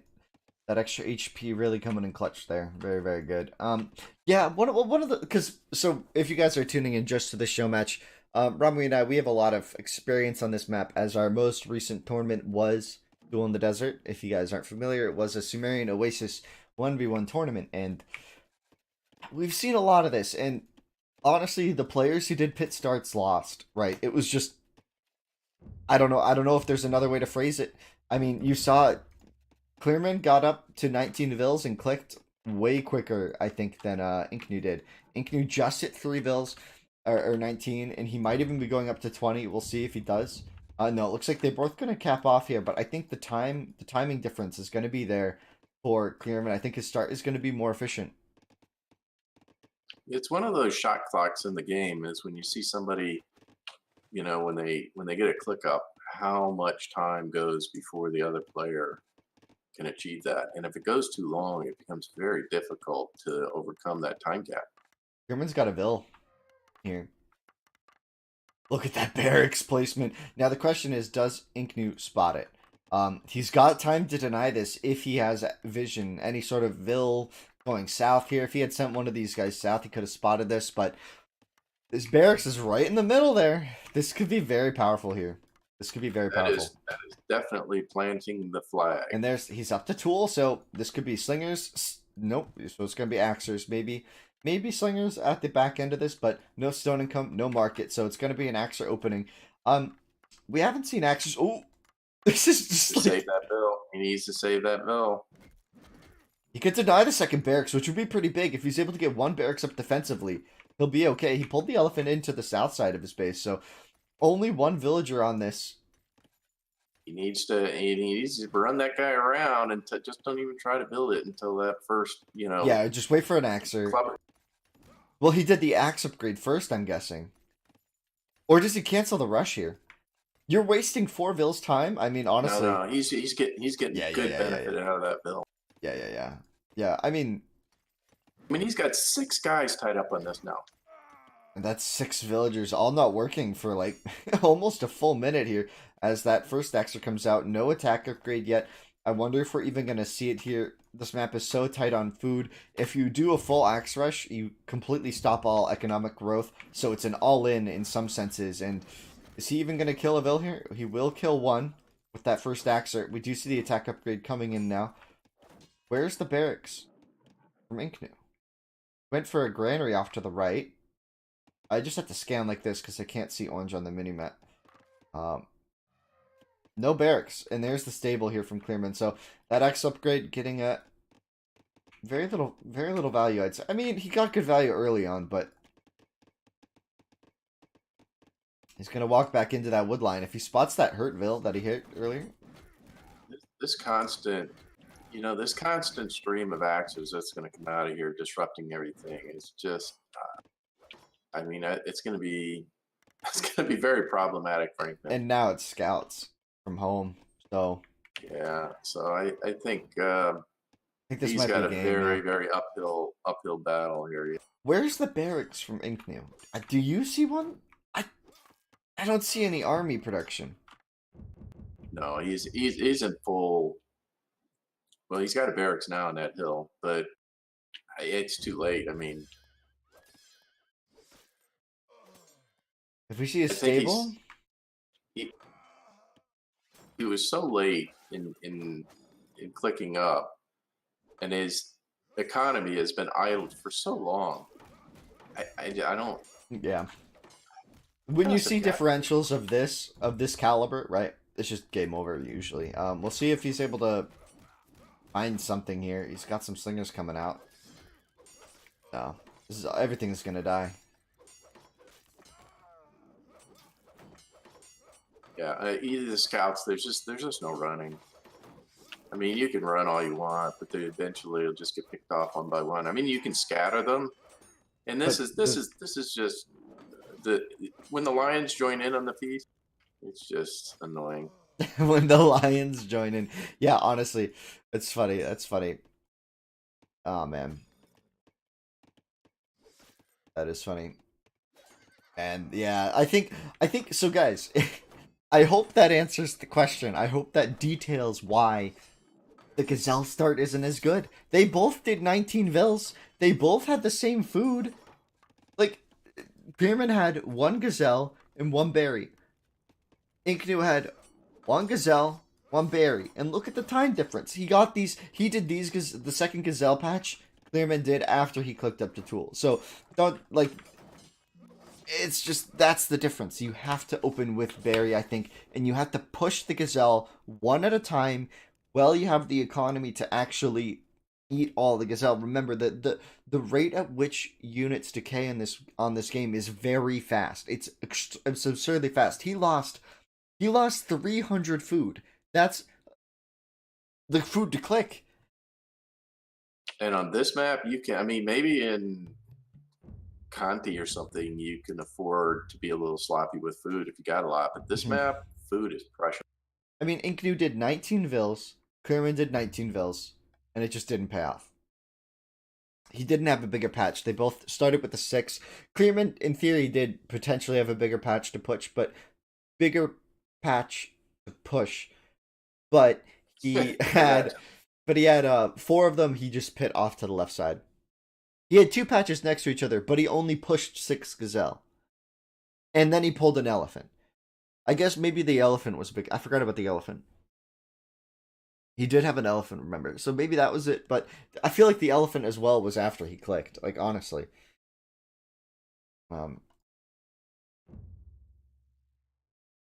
Game 6. So Clearman taking game number 5 pretty decisively. As we move into our last standard game. This is a best of 9, keep in mind. And this is where things this is where we spice things up. This is where we spice things up, guys. So games 6 through 9, this is where I think these less conventional plays will... I think it's going to be water under the bridge now, right? This is where everything goes wild, because Large Islands with Minoan, this is a completely different setup, right? It's a water map. You're Minoan, so your water boom is critical. Your bronze timing is critical. Your wood income is critical. Your sea control is the main focus. Landings become a factor that you always need to be considering. So, I don't know. I'm looking forward to this. All right, double check the settings for liftoff. Large Islands, Minoan, spec, 5. Yep, we're good to go. Game number 6, guys. Our last no rule game. After this, we go to bronze games. Bronze rule. It's interesting. So in the games, we've seen a clear preference from INKNOO that he wants to go slingers. And Clearman's likes the Axer Scout combo, and he's been doing Scouts and Axers rather than Slingers in most of these games, right? Think about back to Game 2, which was Shanghai Highlands. Like, he tried Scouts, but INKNOO just played Slingers beautifully. And then think back to the Phoenician Rivers, Game 5. It was... Or Game 4. Game 4. It was Slingers, and he did it right, and Clearman just wasn't able to do it with the aggro push. So let's take a look here at a completely different situation now. Crossings, landings, very important. I've played INKNOO on islands before, and I can say he's got decent army control with the Navy. So it's certainly not... I don't think this is decided whatsoever. I think both of these players... I think I just have to agree with our early assessments from the sponsors and picking these players and figuring this out. I think this has so far been a very successful show match in regards to the player skill. It's not a wipe, you know. It's not like a 5-0. It's not a 4-0. You know, it's a clean game. It's competitive at least, which is all I can ask for really. Competitive, nice people, good games, and that's what we're getting here. Islands. So these island maps are interesting because I think I don't play islands a lot, but I've watched a lot of these islands things, and I think, you know, for some people, if you don't play them a lot, you can get a false sense of security that you're on an and that can be a real mistake if somebody gets a quick transport, lands lands some bills and builds on you. So it'd be interesting to see if they go that approach or whether they're going to try to hunker down and get to bronze. INKNOO is already mill down, and it's because of the start, and I think it might keep growing. For now, it'll be okay with these Gazelle, but I think ultimately this is going to delay his dock because he's going to have to go for a granary next. He does have Bug Berry, though. Not that bugged. He just built a house on it, I guess. And we see a more standard start from CLEARMAN. He did bury on the hill. It's fine, though, in Age. If you're coming from ROR or other games, a lot of times you didn't used to be able to build on hills, but now granaries can build on hills and stuff. So it really helps out with berries spawning like this. It's an absurdly powerful to be able to build like this, and it just you don't get completely screwed by berries like this anymore, which is great. As we see that elephant being pulled in for CLEARMAN, and another elephant coming in probably pretty soon. Now the question is, I have to question this because he's got a lot of vills on food here, and maybe I'd pull some of these guys off berries because his wood pit's going to be a lot later here. So we might be seeing an earlier dock from INKNOO just because of this. Like, CLEARMAN doesn't have a storage pit yet. Oh, actually, wow, he actually got one up already. Man, I missed. Oh, it's been a while. We're at 17 vills. I lied. It's a 5-minute wood pit, which is kind of late. You prefer to see that, especially on water maps. You want it as early as possible. Man, what do you think? Do you think we're going to see landings, Romney? Well, you're certainly going to see landings at some point. The question is whether you see them as part of a rush, or whether it's into the brown. But yeah, I don't know. Neither one of these players has shown an inclination to go really fast. Tool rush. Even the Slinger Wars. You were ending up sort of the low 20s versus 30 kind of build count, that kind of thing. I just feel to me like this is probably going to go. They're probably going to each push for a bronze. Mm-hmm. Yeah.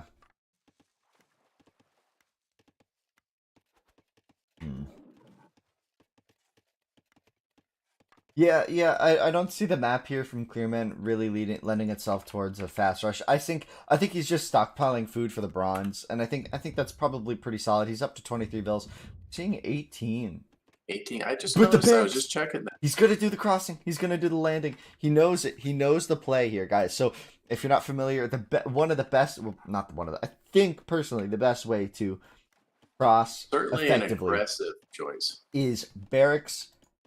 You make 3 clubbers early. You get the dock up on your way up to Tool.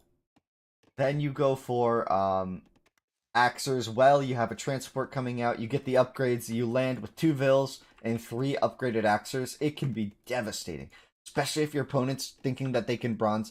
This could be a very powerful play. Now he's gonna have to kill a lot of vills though, because we're about to start seeing the boom here. And is CLEARMAN gonna get really lucky with this fishing boat? He could potentially spot the Axers if he goes to the left, but it looks like he's going to be going north. Oh, no, he's going left. Oh, no way does he spot this, dude. No way. No way. Oh, my God. He's going to catch it. He's going to catch it. He's going to catch it. Oh, this is devastating for INKNOO here. Oh, and he's just going to park the boat there. Well, there you go. There's your information. So you know what's coming. Do we see the panic wall? Do we see the barracks at home? We're going to see more docks coming up.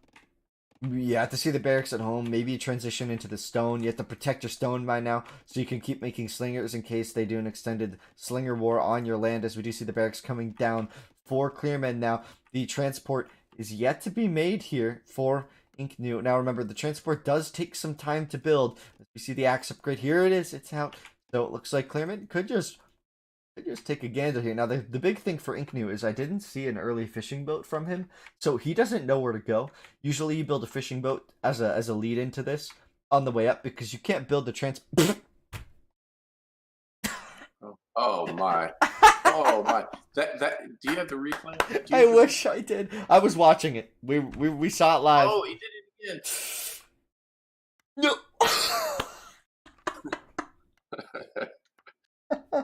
Sorry. I don't mean to laugh at this. He is landing himself. No, these are military drills. You know, like they're preparing for an assault. There's no way. There's no way this happened. He has to find this. Yeah, he has to get back on the boat.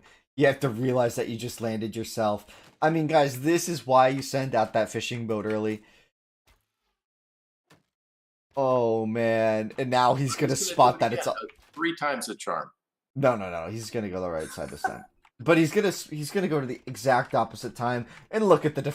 I mean, he fooled CLEARMAN. CLEARMAN thought there would be a rush here. Man, INKNOO...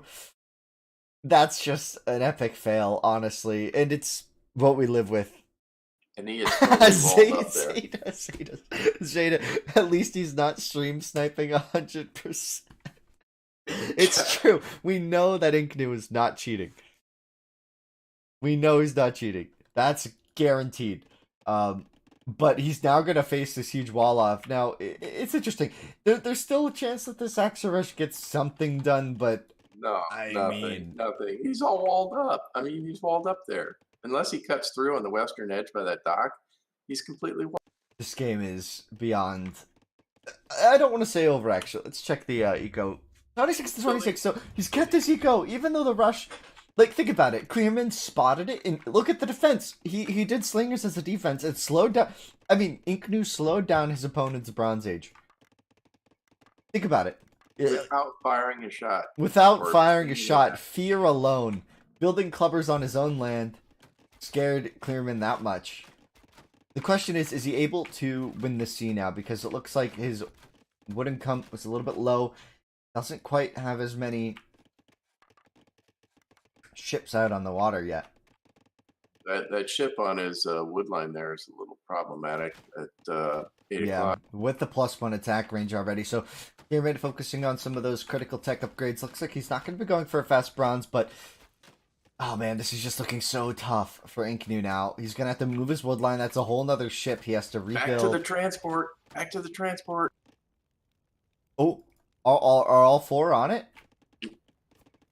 I don't think so. No, he's actually got a slinger here, but CLEARMAN's got the slingers sling to defend, and I think CLEARMAN's clicking up to bronze pretty soon. We'll see if we see that. Actually, no, not yet. We don't see that second tool upgrade, so there's a tool building, so there is no click here, as he's got 3 ships on 1, off to the right side, losing 2 villagers on the berries here.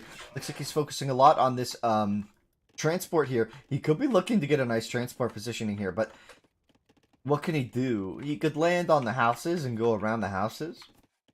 There's no real way. Going to need an oil change. He's put so many miles on that tranny. Well, he's landed. He's landed enough time. He's refueled at every stop, right? Yeah, that's true. Who's gonna hit another walled off section? He's gonna be like, my goodness. Well, that's what happens when that fishing boat scouts him out, and it's funny they both saw it. But interestingly enough, CLEARMAN didn't win the sea yet. CLEARMAN has not yet won the sea. These Axers are going to come to attack the wall. It's funny because you could walk around, but this is still good because forcing repairs. He's off the food once again. The slingers have to come renegotiate, and they're going to come defend again. So the Axe Rush, I mean, it's getting mild economic damage as CLEARMAN with these 2 ships off to the south side is getting far more efficiency out of those boats. 8 kills to 2. Oh, man. And that's on the sea, mostly. As another villager walks bravely toward this wood line, he sees his dead comrades on the ground, and he says, "This is the tree I want to chop. We were given direct orders from command. We have to chop this tree." I think yeah, it's a little OCD Bill there is going to get himself killed. Yeah. You know, it's interesting. I don't think... has CLEARMAN won the sea in any of the games? No, and INKNOO's got a big navy here. He seeded the sea in every single one of these. The question is, his 2 scout ships did more damage than all the Axers and villagers that INKNOO sent across.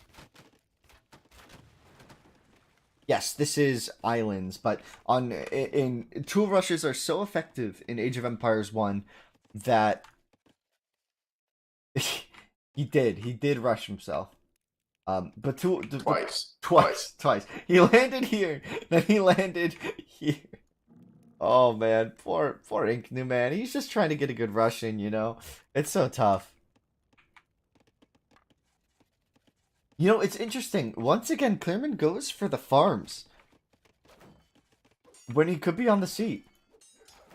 These Axers gonna take out a ship. Okay, no, Clearman notices it, pulls back. An interesting position. These ships still bombarding offshore. The market's finally coming down here, but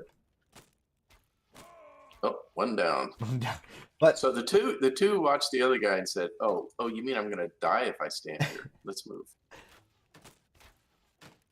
I mean, INKNOO's winning the sea.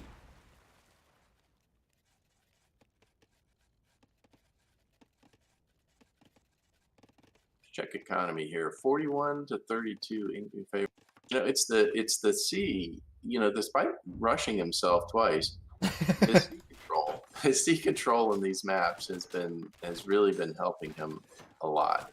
I think Clearman panicked. I think we need to remember the psychological effect of seeing 4 clubbers in a Ville waiting next to a dock. I think the psychological effect of that alone is well worth a rush. Oh, hi Veritas, you're able to make it. I'm glad you made it. You are half the sponsorship for this show match, so it's good to see you're here. Glad you're able to make it. And he actually got in on the woodline. A villager going down. These Axers still have value at 20 minutes. You wouldn't believe it, but it's true. 2 villagers going down for those Axers. I mean, now we see Clearman on the gold, so we're gonna start seeing compies. We're gonna start seeing compies here, and that's just a big factor. Keep in mind. Oh, thank you, Andy, for the follow. Groove Master coming in clutch here. Oh man, this is funny. This is funny. I can't believe he rushed himself. I'm still laughing. He got all the lads. The lads boarded the ship, and they went across. They saw the shallow. They said, "We've made it. Land ahoy!" He built a barracks. He built a barracks. I'm still not over that, man. I'm still not over that. And there's the Bronze Age, indeed, from Clearman. But at what cost is this Bronze Age coming in? He doesn't have any sea control. No sea control, man. No sea control. And he's starting to fight on the south side, though. If he gets those war galleys. But the question is, does INKNOO have the time to hit Bronze himself? Remember, he has a bigger economy. INKNOO has the bigger eco. Bronze could just be right around the corner for him. And he's got the wood economy to sustain quite a few of these scout ships. So if he's able to even get some even trades here.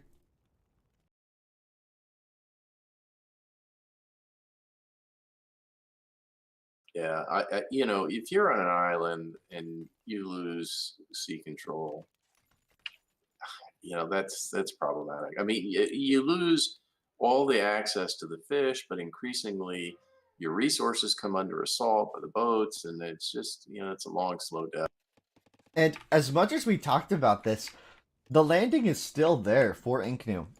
He still has upgraded slingers, but now he's got to watch out. This cavalry can start wiping up these slingers pretty quickly. So, interesting positions here, indeed. Not sure what to expect now, though, as we do have INKNOO kind of losing on the sea a bit.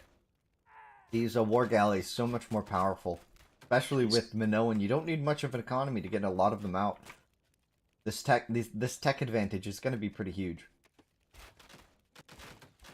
Yeah, a lot of it's going to come down to microing here. You know, with that number of boats, he can do okay, but it's going to require a lot of fancy. I mean, think about this. Now your landing forced your opponent to do cavalry as Minoan, right? I mean, that's 2 stables, right? He's not going for compies, which actually can help in the sea control, right? Compies can help on the water. Oh, yeah, copies are very, very effective against boats. So if you get the full ranged upgrade with Minoan copies and Massa, which, you know, the distance across the 2 islands here a massive copy army on INKNOO side here could really help with a cross. That's the end of the transport. It had a great life. 25 minutes. He rushed 4 islands. 4 landings from 1 transport, you know? You know, I'm surprised that we have not seen bronze out of INKNOO yet, given how many fishing boats he has. He's got the range. It's on the way. It's on the way. The question is, can he keep his sea alive this long? Looks like the war galley pressure is starting to add up, but he's got a lot. Once INKNOO gets to bronze, Clearman's position becomes very compromised. Because remember, Clearman's got a transport of his own now, and he's gonna load up. The question is, where does he land?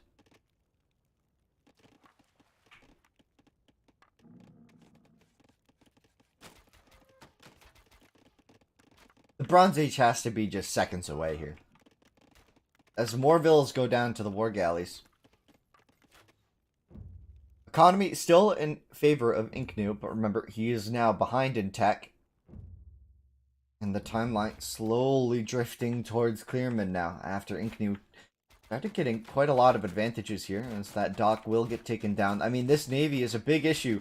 If Clearman can get on top of this navy with enough war galleys and shut it down, then that's a good position. Furthermore, this transport's going to be huge. I think he needs to focus on. He should know that there's more ranges going up. More ranges going up on this landing here. The question is, there's no defense at home against these cavalry. We see the golden come, so the Bronze Age is definitely en route. In the house, he's gonna get housed, blocked, like supply blocked a bit here. His economy is in range of these slingers, and there's only two scouts at home to defend this. But remember, this transport at 12 o'clock now, it's gonna be deadly. It's gonna be deadly. And INKNOO's up. INKNOO's up. If he gets wheel in time and some copies at home, he could certainly deal with this, but it looks like he's going to be focused on this landing, as 3 more cavalry will run to their deaths into this massive slingers. Actually, no, not fighting with every slinger, and being able to micro this could be a really good play here. The cavalry with that extra damage, certainly going to be able to deal with this now, maybe. There's a good shot. There's a good chance he's able to deal with this. If he's able to get on top of the copies pretty quickly, this could be a great position for him. Oh, man. Several slingers going down, and only a bit of pepper damage on some of these cavalry. 1 cavalry BHP going down to 0 now. 2 of these will get stuck up in a little bit of a bottleneck as the copies come up, and the 5 cavalry landing at 12 o'clock on INKNOO's land. Does INKNOO have a response? Now notice, most of his economy is at the south side of the island. He could potentially defend this with his navy, and we do see that war galley upgrade in for INKNOO. And remember, a lot of his economy is these fishing boats, and Clearman doesn't have that. Look at the navy from INKNOO. It's huge. He's got full map control, except for these cavalry. If he's able to respond to this cavalry attack properly with maybe a wall, look at, he's immediately running to the coast. If he runs to the coast and swaps islands, this could be GG. Because the copies are coming. The copies are certainly on their way. He's got 4 rangers on the other side of the map. He can run to the coast and defend with the boats. He hasn't walled in it. He's done nothing to. There he goes. Now he's putting. It's too late. Is it too late? Oh, almost. Almost. 1 tile. The villager will block it. Okay. 1, he's got to get 2. it. There he goes. Nope. 1. What? Oh, no. He got the wall off. Wait, no, he's not against the wall on that cliff. He's got to get the. Did he get Is he the walled silent? off? Yes, I don't think that's walled. You better get that one. You better get that one on the coast. It's getting ready to go down. No, he's got it. He's got it. So he's walled off most of his wood economy. He's got all the food economy. He's lost access to gold, though. He's going to have to build a town center. The governments are going up on Clearman's land. Where's the gold? Is there gold? There is gold, but he's going to have to push forward for it. This could be huge. Oh, no, he's got gold right here. What am I talking about? He's got a villa on gold right now. 3 on gold now. He's already collected 400, so he's got enough to at least start. Well, he's got a huge compy mass fighting these cav. Now, it's compy, cav, and slingers versus compy and slinger. The slingers in the front basically absorbing the shots here with that extra pierce armor. They're going to be in a good position now. Nice wall indeed from INKNOO, showing some good signs there. Getting that wall off in time. as these slingers will dodge some shots, and it looks like, man, it's tough to call. It's tough to call here. INKNOO's got the numbers here. INKNOO's got the numbers. Is he able to push, though? I think we're starting to see the issues with CLEARMAN's approach here. Completely voiding all sea control was a big issue, and the fact that INKNOO has had just full eco on the water. Full eco on the water. And now we're seeing just, the 4th range, 5th range coming down. He's realizing how much his opponent can produce. And this push isn't going to end. And we see the government center here, which is, yep. So now we have a two-sided INKNOO, right? INKNOO's got economy on both sides of the map. And he's, CLEARMAN took the pressure off here in the expansion of the walls as the Look at the minimap. Look at the minimap, and just you see that orange controls 80% of the map.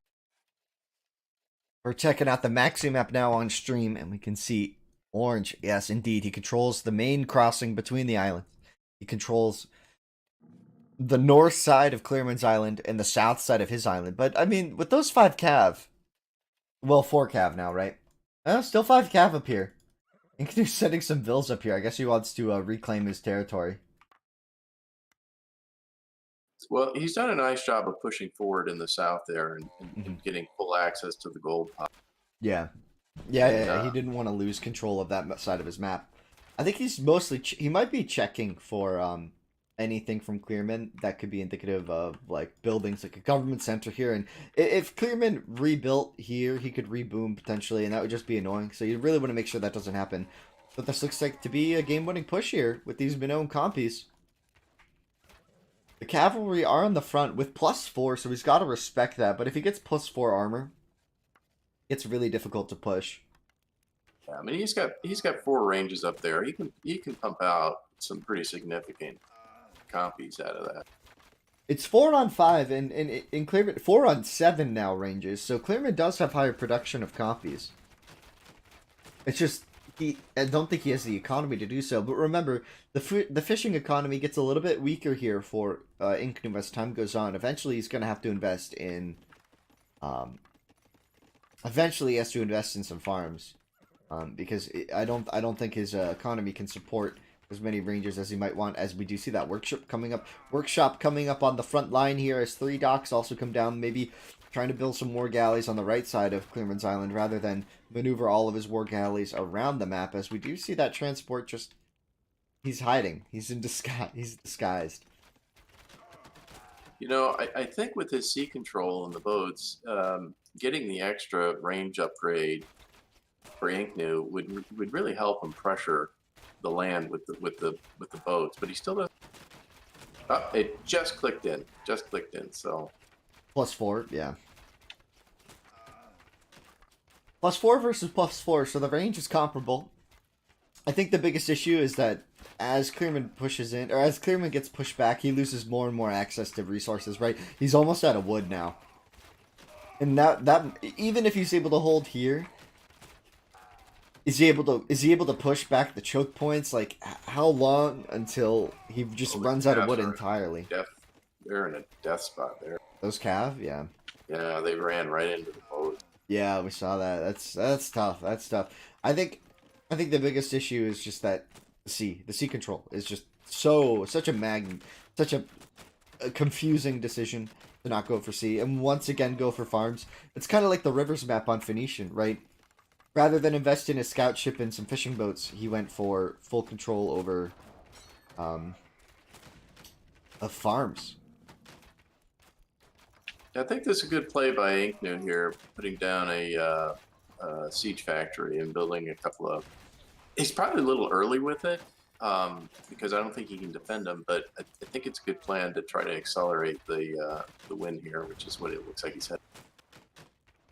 I don't know. I mean, CLEARMAN's starting to get the defense up. I think the biggest issue for him is going to be, again, he's still denying... Like, CLEARMAN's doing well. He's denying a lot of the mainland of INKNOO. I just don't think he realizes how much of his land... Well, I think he must know, but, like... I think it's becoming very difficult for him to continue this. I think if INKNOO built, like, another 3 ranges to match the production... Oh my gosh, the fishing boats. They're trying to drop off here. And the fact that INKNOO can actually take advantage of the resources on the map. Eventually, it's just going to wear down on CLEARMAN. Mm-hmm. I mean, he has got to win that fight there that's going on at 4 o'clock, because he's going to run out of wood here soon. And that's a choke point. I mean, INKNOO can have boats on the left side and the right side of that narrow little land bridge there, not a bridge.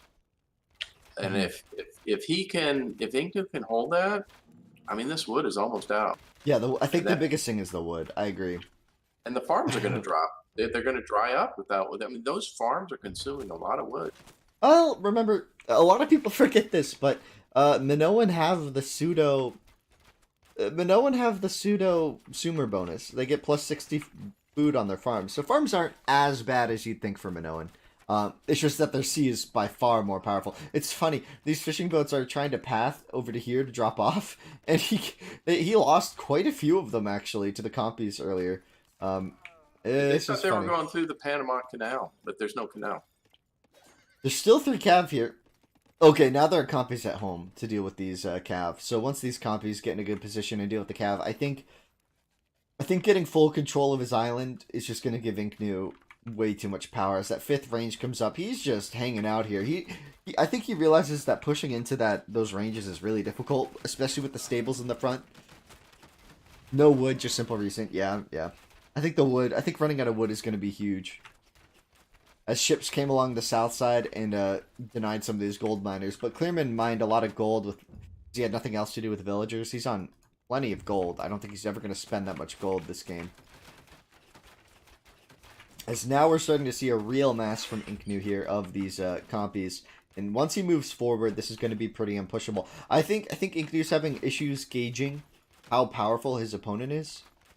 I think he's struggling with that right now. We'll see if he's able to overcome that. I think if he just pushes, he could take a really good fight here, especially with the stone thrower on the back. If he gets a good shot off onto these Minoan compies, it could be a very powerful position. So many. Ooh, I just want these shots to land, man. I just want the shots to land. It's funny. I mean, INKNOO doesn't have to do anything at all. He doesn't have to push. He could just camp there with boats, stone thrower. Ooh. I just want it to land. Here comes. Oh. I moved him out of the way. Yeah, I mean, it's so easy to avoid stone thrower shots. Their blast radius is so tiny. Man, it's so tiny. And now that the compies are in a better spot, I mean, INKNOO's taking a really awkward fight here. I think you're right about... I mean, CLEARMAN, does he have a chance here? No, he's... INKNOO is... I mean, that's all he's got is this tiny little plot of land. INKNOO should just be defending until he has an army that can just go in and be decided. He's booming. I don't know if he needs to boom here. I feel like he could just mass compies. There's one cav at 9 o'clock. A very damaged guy. He's kind of hemorrhaging out. Maybe he's lost a limb. But he's still... Oh, man. Got 54 HP. I could take down a compy or two. And now, INKNOO's just got free boom on the whole map. Whereas, I mean, I really think CLEARMAN needs to find a way. And this is what he needed to do. He just got a little bit more wood off of his map. He's sending some vills forward. Just no sea control is still being a huge issue for him. And like you said, this choke point, as soon as he pushes into this little land bridge, the ships come in and here's the Iron Age. So that's what he was waiting for. Well, the farms are drying up. So he must be getting light on wood. With the Iron Age, that's we could see catapult triremes. They would do really nicely here. We could just see more compies, more range, the attack upgrade, another range upgrade to help out in this compy battle. Trireme alone would be a nice place here. I mean, I think we're going to see everything if the game doesn't end before that. I think you're going to see full cats. You're going to see adult compies with the extra damage range. You're going to see triremes. I mean, why not? I mean, INKNOO's got enough resource to do anything he wants. Yeah, the pressure really is on CLEARMAN to protect this choke point, and he sees it. He knows it as his final forest goes down. He's got a hold here, and I think the ship's off the shore. Now triremes. And the Compy's pushing in once again. Once again, Clearman's going to try this, but... Oh, INKNOO's going to try this. It's up to Clearman. Oh, there's the GG. There's the GG. So INKNOO. Well, there we are. 3-3. And guys, now we go. So I've been watching your chat, guys. I know what you guys are talking about, and I think I agree with you. Clearman might just not be as familiar with these water settings, which is fine. Water maps, they weren't really great on AOE ROR. I think they play out very nicely now in DE. I think with the spacing, with you get more space out of your town now with farms and stuff, and I feel like it's just a lot better. The combat feels a lot more easier to control. So I like water maps now. It's just now we move into games 7, 8, and 9. And if you forgot, if you're just tuning in, or you want to know again, we have maps 7 through 9 are Bronze Wars. We have Bronze Wars. We have Hill Country, Highland, and Hill Country, Assyrian, Shang, Hittite. So we're going to some of the most popular.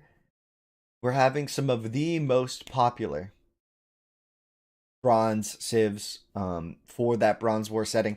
So let's get a look at this now. All right. So what in So this setting? we're gonna go over the rule set real carefully because there are a lot of different rule sets for Bronze Wars.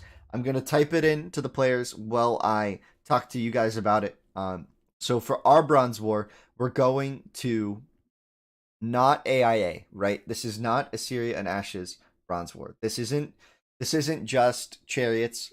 This is I'm gonna wait for INKNOO before I type it, but no tool aggression of any kind, no tool units of any kind until you hit Bronze Age, and in Bronze Wars, there's no if there's every unit and building is on the table in bronze, right? This isn't no wall, no tower, right? Yes. Okay. Here are our bronze pools. Wall and tower are okay. Okay, here, I'll type it out one more time. Wall and tower are okay.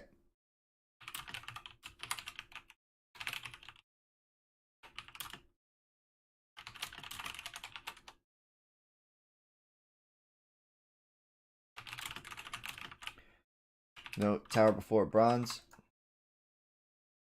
No one's got to fight. You might want to clarify what that means. Scout can fight or can't fight? No scout. No scout fight. Pullman fight in bronze. All unit. Okay. Tower. Wall. Yeah, maybe no combat Whole at all roster. in no bill fight. And not. All units. Okay. Yes. All no rush tool. Yes. Yes. Got it. Is the first scout at tool allowed? No. That's a very clear thing. A lot of players play Bronze War with that first scout or bowman or axer or slinger, however you want to look at it. That first unit allowed. We're not doing that here. We're keeping it very, very clean. I just want it to be a standard Bronze War. For great show. Oh, thanks, Iron Steel. Great job for the players. Doubling the pot up here is Iron Steel, putting it up to $75. Wow, Iron Steel. Very, very kind. Very, very kind. All right, is this all? Let's see. Spec. Assyrian. Oh, we got colors. Very nice.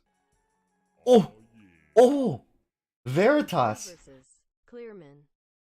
Veritas also doubling it up. So now both of our sponsors have put in $50 total. So it's $100. Or both sponsors have put in a $50. So now it's $100 show match.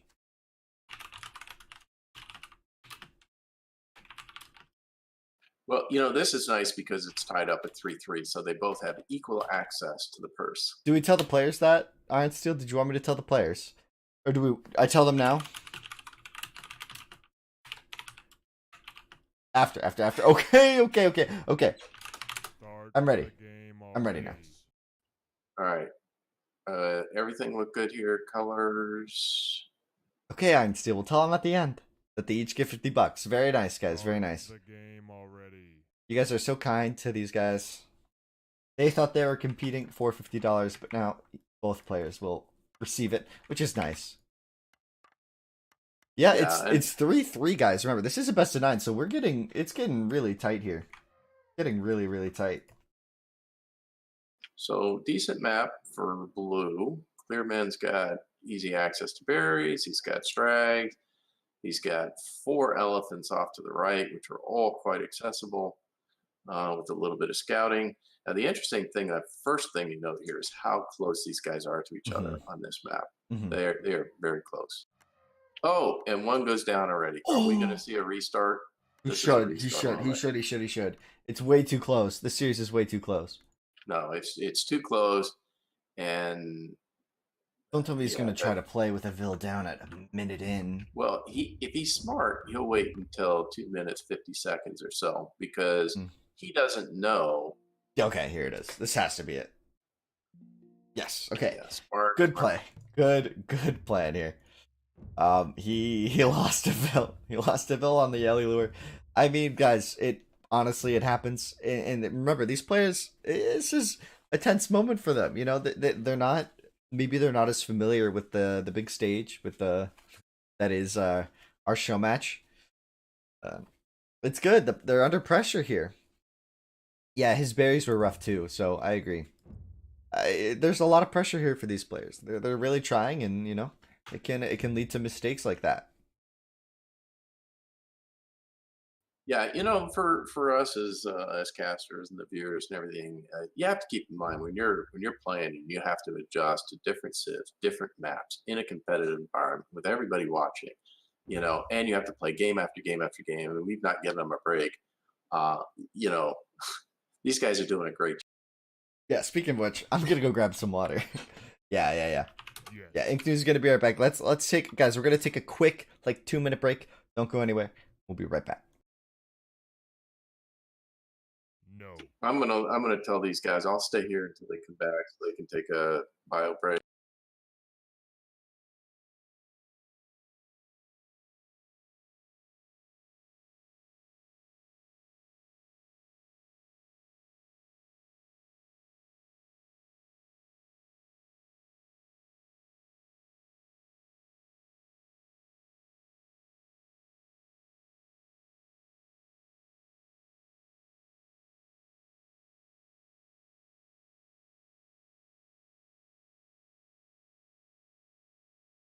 While that's going on, I will just look at the comments if there's any questions or comments.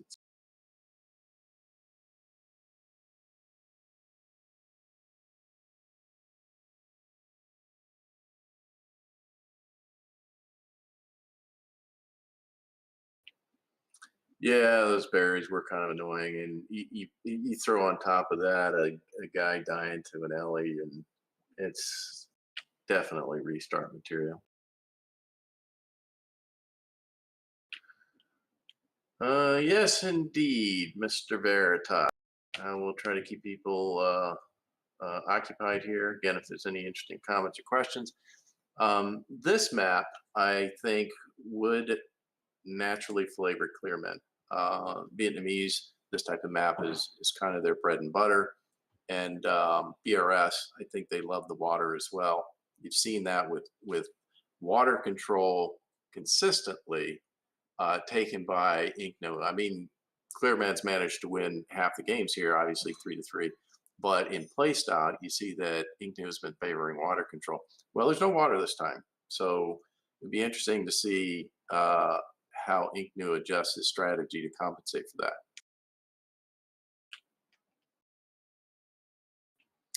And it looks like both players are back. So as soon as Winston is back, we will be ready to start back up again. Yeah, and since this is the rule sets are a little bit different, I think this is just one more added piece of pressure that they have to make sure that they don't make a mistake and you know, attack in tool Also, in the case of ClearMan, to remember that he can, in fact, use walls to defend if he's very used to D3KT. So I wonder if that, just in the back of their mind, is going to affect their gameplay and strategy as we start. Hotch, nice to see you. Just tuned in. You are coming in at an interesting point because the game is tied up 3 versus 3. The purse has been doubled by our 2 sponsors. Both Iron Steel and Veritas have taken the purse up to $100. So you are joining at a very interesting time of the game. And we have some predictions in here. No poll needed, huh? Bosnia B, no poll needed. He's calling the victor already. Well, we'll see. We've seen a few surprises here. Yeah, certainly I would tend to agree with people that ClearMan would be the favorite in this type of a map. The water maps that came earlier were INKNOO's opportunity to build up a lead, but we're going into this to 3v3 at this point. And I hear Winston is back, so I think we're going to be starting up here just momentarily. All right, No, everybody. you're not going to increase speed to 2.0. No, we are not increasing. Absolutely. That is not fair. Hello, everybody. Poll? Oh, poll. Great idea. We'll do a poll Yeah, we right need now. a poll. And I think the scuttlebutt here is that some of the viewers are thinking that this is now ClearMan's to win, given the affinity for this map amongst the Vietnamese players. All right, let's check. Specs back, Assyrian. We Here good to go? is our poll, guys. Make sure you vote. It should be up on your screen now. Give us your opinions. Game already. Like to hear. And we're off. With that, Winston, I'm going to step away for just a minute. Let you take over. Ooh, ClearMan Bugberry, so we might have to restart. Yep, restart. Okay. I mean, that's why we have them.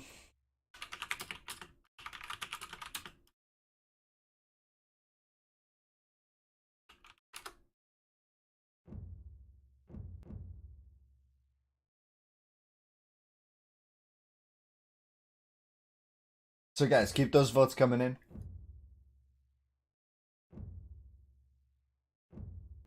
I changed all my settings. We're on, it goes hill, high, hill, right? Yep. Oh. Sorry, I was doing some weird stuff. Okay, we're back. Everything looks good now. And victory type is standard. We just been doing standard. Chat live, so cool. Yeah, welcome, welcome. So guys, I'm gonna close the poll as soon as we launch this game. Those GG's. Yeah, man, those were fun games, Hillberry. Those deathmatch games. Oh, that was fun. So just as a reminder, guys, this is the this is the setting for the show match. We're now up to game 7. So we have Hill Country with Assyrian, then we go to Highland with Shang, and then we go to Hill Country again with Hittite. And these are all Bronze Wars. So slightly more standard setups. All right. I see the game ended. So Restart. Did you set up Yeah. My lobby's up. Get going. We are on Hill Country with Assyrian currently. Rom, have you been doing Conquest? Or standard? I haven't noticed, so I haven't noticed either. I'm not sure. whatever. Well, it's Bronze War, so it's very unlikely that matters. All right, you guys ready? I am ready. Let us see. Game 7. As soon as we launch, guys, the poll's going to close, and we're going to take a look at what you guys think here. We load in once again. CLEARMAN spawning with the blue tiles off to the right, and where did INKNOO spawn? This left side here in a nice little valley. He's got his berries to the right, Gazelle to the left, Gazelle to the right, and berries to the left. Hello, Rob? Can you hear me? I can hear you. Yes, indeed. I'm just I'm trying to catch up with this here since I had stepped away. Is the game running? What do you mean is the game running? You're not in the game? No, my game may have crashed. I think I dropped. Oh yeah, it's off and running. We have no way to signal players if you want to do a restart or anything. Well, I don't. I would like to do a restart. I guess Yeah, I mean, because- otherwise nobody can see what's going on. Well, here's your poll, guys. You guys said 47% INKNOO and 53% CLEARMAN, as we have a very awkward situation. I guess I just dropped. Like, I don't know. I started. It started fine. The players are dropping houses. It shows you as being in here. I wonder if there's a problem with all three of you guys are red. Is Sissoko and Kretz, are they in there? Is this what it looks like when you drop? We should just host another, guys. We should redo it. I don't know how to. I don't. There are more specs, guys. There is the Portuguese cast. I was dropped. Well, that sucks. I think a good tournament would be like Davies Cup, team with different type of game. When we went to between like Old Nations League. Yeah, AOE 2. Cast over them. I'm not. I can't go to their.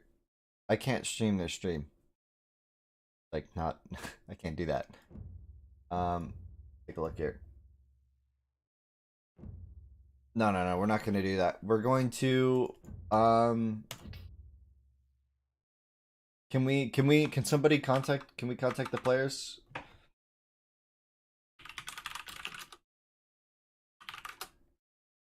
I guess I'll do it. Yeah, all three of the. I think it was the red.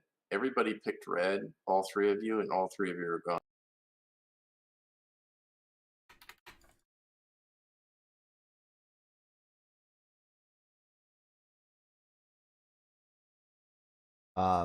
So they dropped as well? Yes, according to what I'm seeing here is it's just the three of us in here. Me is green and our two players. They're saying that the other guys are streaming as well. No, they don't even show us being. Well, I guess the little globes are there, but there's no names. Yeah, they're watching it just fine. Can we get a restart? I guess not. I guess we're at, what are they, 4.5 minutes in now? So they are 5. They're just hitting 5 minutes. Well, I guess. I mean, I can give you a radio update if you want me to do that, but do we stream? Just wait it out. Do we stream their stream, or do we all just watch theirs? I guess we all go to look at them. Go look at them, guys. Here you go. This is where you can watch the game.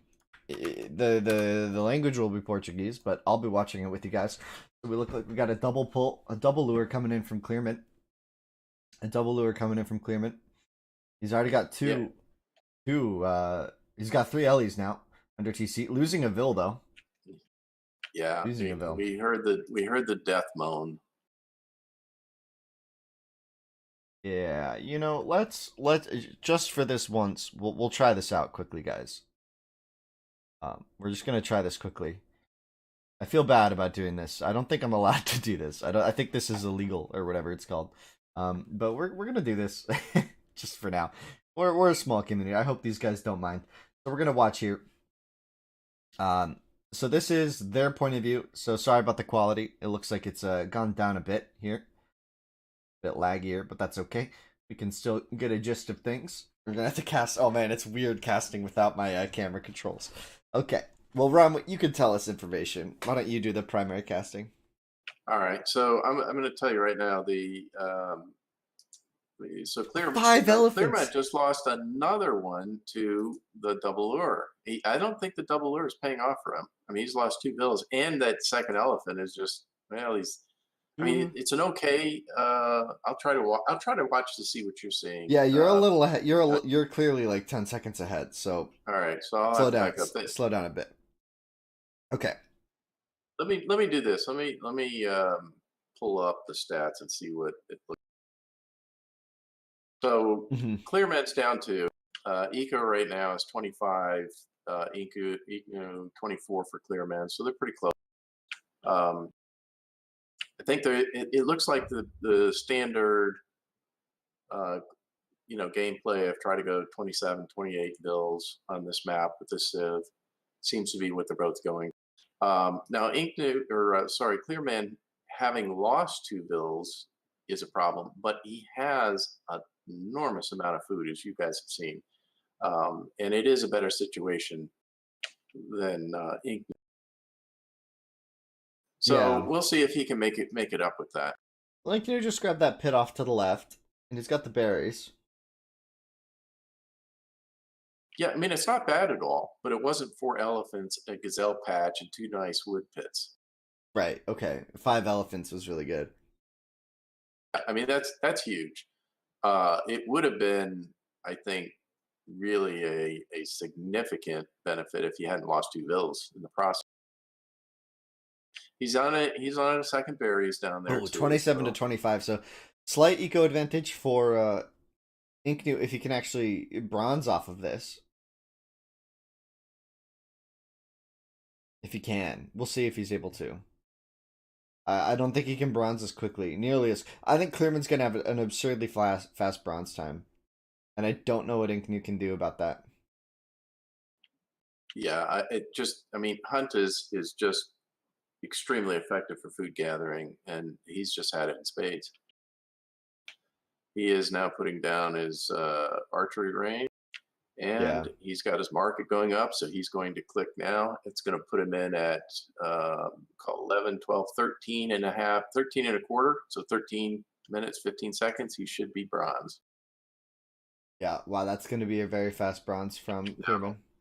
Well, now INKNOO has also just put down his market, so he must be, and his range has gone up, so he may only be about 30 seconds behind, which is, we call it the shot clock to bronze on this.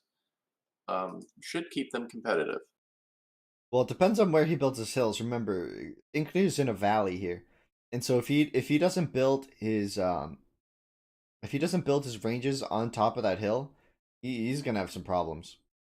Walling up now, but I don't know if walls are going to be the biggest priority here for INKNOO. Well, the hill's big enough that if he puts the wall in front, if he plays defensively, he can build his ranges far enough away that they couldn't be pressured from the far side of the wall. Now, you see Clearman's very confident in his bronze time, so I don't think he's as worried about walling. No, Hillberry, Clearman knows very well that it's wall allowed. We talked about the walls perfectly. We talked about all the rules. He knows them. We know them. He knows we know them, and we know he knows them. Yes. Sorry, all of that. That was a wild way of saying that, but we just reminded them before the start of the first game, and then we have bronze. But you guys will see it here in a moment for Clearman, and then we should see 30 seconds after that the bronze for INKNOO. The question is, does INKNOO have the eco setup to really pump as much as Clearman does? I'm not seeing it. I'm not seeing as many farms. I'm not. I can't see as much. I can't see how much farmage, how many farms. Yeah, Clearman's only got 3, but that's a new coined word. They are very walled off, so we're certainly gonna get battles. I mean, that's for sure. This is the Assyrian Civ. So you're seeing standard play style, Vietnamese play style here for Clearman. I mean, he's building his 4. He's got his 4. Oh, he does know about walls because he's building them now. You'll see that when he pans over. So Clearman does definitely know that. He's got his 4 ranges being built outside of that, so that's kind of the standard pump out of 4. He might go to 5. We'll see, but right now it's whereas we look at INKNOO, and he's got 2 ranges. INKNOO hasn't hit bronze yet? Wow, that timeline looks bad. Oh, he just hit. He is. He should have been about 30 seconds after. Oh, look, the timeline shows a much later. It's a lot more than that because it's at 15 seconds. He built his... So that estimate was based on when he put those 2 buildings down. He put them down ahead of when he could actually... Yeah, as it happens when you run out of food, as we do see the wheel upgrade coming in for Clearman now, and he has 4 ranges outside the walls, so we're going to be seeing some interesting play here. I remember that the speed, it's not as brutal as our older style, as Assyria and Ashes, right? Because in AIA we played without walls, so it's like okay, that's a whole new element of difficulty, right? Because if your opponent gets there a little bit quicker, you don't have any fallbacks. But now there's a bit of a way, like defender's advantage here can be utilized a bit more. Your chariots you can produce, you can actually get to a defending amount. And we even see Clearman not even knowing where to go with that first set of CA and has to fight some Lions. So guys, if you're tuning in just now, I do apologize, but we are casting off of the Brazilian stream or the Portuguese stream rather. We have some issues with our game crashed here, so hopefully we can get this fixed. But again, we can't fix that after, so we're just gonna have to watch on their stream for now. But yeah, stick around and we can get back into it right after. So this is already interesting in the game sets that you have here. Since walls are allowed, we're seeing Clearman's CA circling around, and everywhere he sees a wall, he moves on because, of course, they're just not effective getting through the walls with those with that small. So yeah, it's already created a dynamic that's different. Where before they'd just bust through a house. Yeah, that being said, he could still shoot over the walls here. If you don't have a safe forest in the back, you could, in theory, be pushed off all your wood lines. And that is a problem for INKNOO, is because he has no forest on that edge of the map. It's all his forests are close to where his walls are. Yeah. True. And now he's going to be able to just take down the houses one at a time here that are on the edge. I'm noticing that I don't think this is going to come into play, but CLEARMAN has a hole in his wall. So if INKNOO was ever able to mount a counterattack, he can currently get in. I feel like INKNOO didn't really understand how this setting would play out, where I feel like CLEARMAN had a really good idea about what to do and how to do it. Like, you saw how he house walled here, but you don't need to house wall when you can use stone walls in bronze without the pressure from scouts or anything. So his houses being on there, it's just easily popped buildings, you know what I mean? You just don't need to build your houses out there in such an exposed area. Yeah, it's going to cost him more wood to rebuild those houses, and the wood is going to be constantly under pressure with these CA shooting into the tree. Was he going to take? No. It looked like he almost got through the wall, but able to. Yeah, he got. I don't know. These guys aren't looking at the things I want to look at. They're watching the CA hit the wall. Is anything else happening? Well, I was wondering just a little bit north of that, where INKNOO was gathering a CA, whether he was going to take the wall down to go and mount an attack, and he can do that because he's got a wall. He's got it walled behind his CA. So I think he's getting ready to amass an attack just north of what you're looking at. The market's going down now. Oh man, a lot's adding up here. Now they both have +2 range upgrades, so that they neutralize that effect for each. Well, you still want it for the farm upgrades later, but you do want it. But I'm saying neither one has an advantage over the other. It's why I don't like that INKNOO isn't using his armor. Oh, there he goes. He's finally deleting. There he goes on the move. I'm trying not to front run what you see, because I know that I don't know 15 seconds. Yeah. If we just saw he's now about to get to the ruin, and now it looks like he's veering south, approaching, trying to defend this wall from the backside. Now, this is still a good pressure point for CLEARMAN if he pulls this off right. Looks like he's coming forward with 2 villas, maybe to build a siege workshop on the south side. Don't know what he's doing down there. He's taking out these units one at a time here. I mean, CLEARMAN just lost several. To respond. It's very slow to respond to this assault. And the dance from INKNOO was pretty good there. It's going to put him in a tough spot, as we do see 4 vills just on the south side. 7 vills. What are these vills doing? Oh, he's trying to chop through. He's trying to chop through, and he's going to. He knows how to do it, too. If you have this many vills, you can chop through it with just 4. Don't need this many. Oh, INKNOO sees it. Yeah, INKNOO saw it. So that's not going to work this time around, CLEARMAN. A lot of vills wasting a lot of time for that. He can kind of afford it because he's got an advantage right now. The eco count is 62 ClearMan, 50 INKNOO. Mm-hmm. Yeah. Now here goes, you'll see there. I'll wait till it catches up for you here. Yeah, but INKNOO noticed and he walled off on the backside.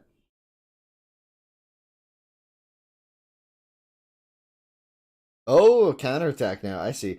So, yeah, INKNOO coming in. He's about to get through this hole that you said. You mentioned there was a hole. We now see it right at the stone mine. Oh, he turned around. Oh, devastating right into the CA. Oh, man, he's going to lose so many units here when he starts bumping around. When he starts bumping around, trying to get through here. Oh, brutal. And INKNOO's going to lose so many units on this side of the map. Yeah, that was Really unfortunate. I think if he had continued on, there is a gap in the wall for ClearMan. He could have at least got that in and maybe done something. Yeah, so many losses there for INKNOO.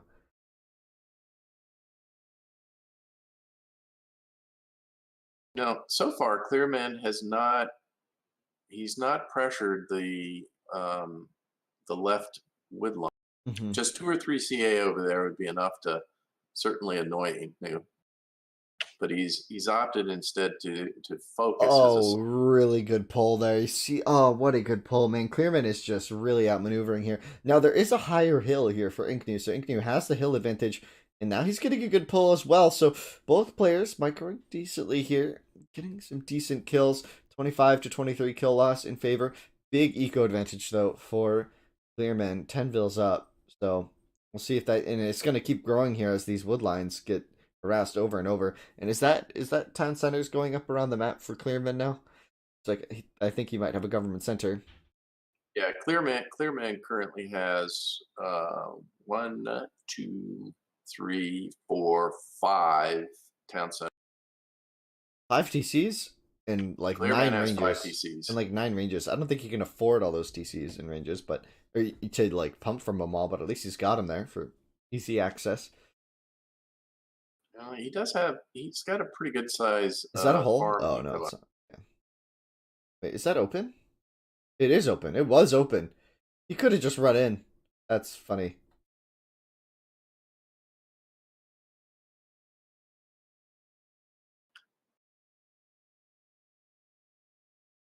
And another house goes down. Mm-hmm. Oop. Yikes. That hill is pretty good for INKNOO here. It's a good pressure point. It's hard to fight around this though. It's another valley of death here. Is he gonna? Yeah, he's gonna just try to build a town center there. He's just gonna try to chop through there slow, long term play. Wow, 30 vil advantage now, 84 vils. And here's the run. Once again, this time is he gonna actually go through the hole? I don't think ClearMan knows about this. This could be huge. Sizable. It's a pretty sizable army that he's sending northeast there. I mean, it's not insignificant by any means. He gets in kind of on the right side of the eco, so not actually gonna get in. Oh. And ClearMan's gonna be like, what the heck?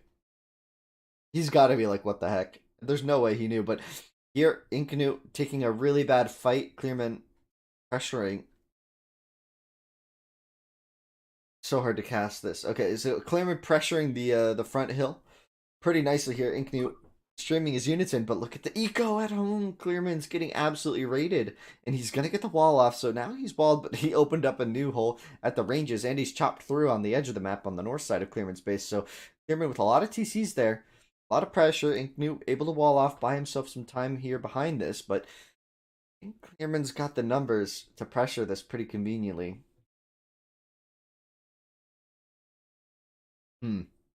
So kill count 68 to 55.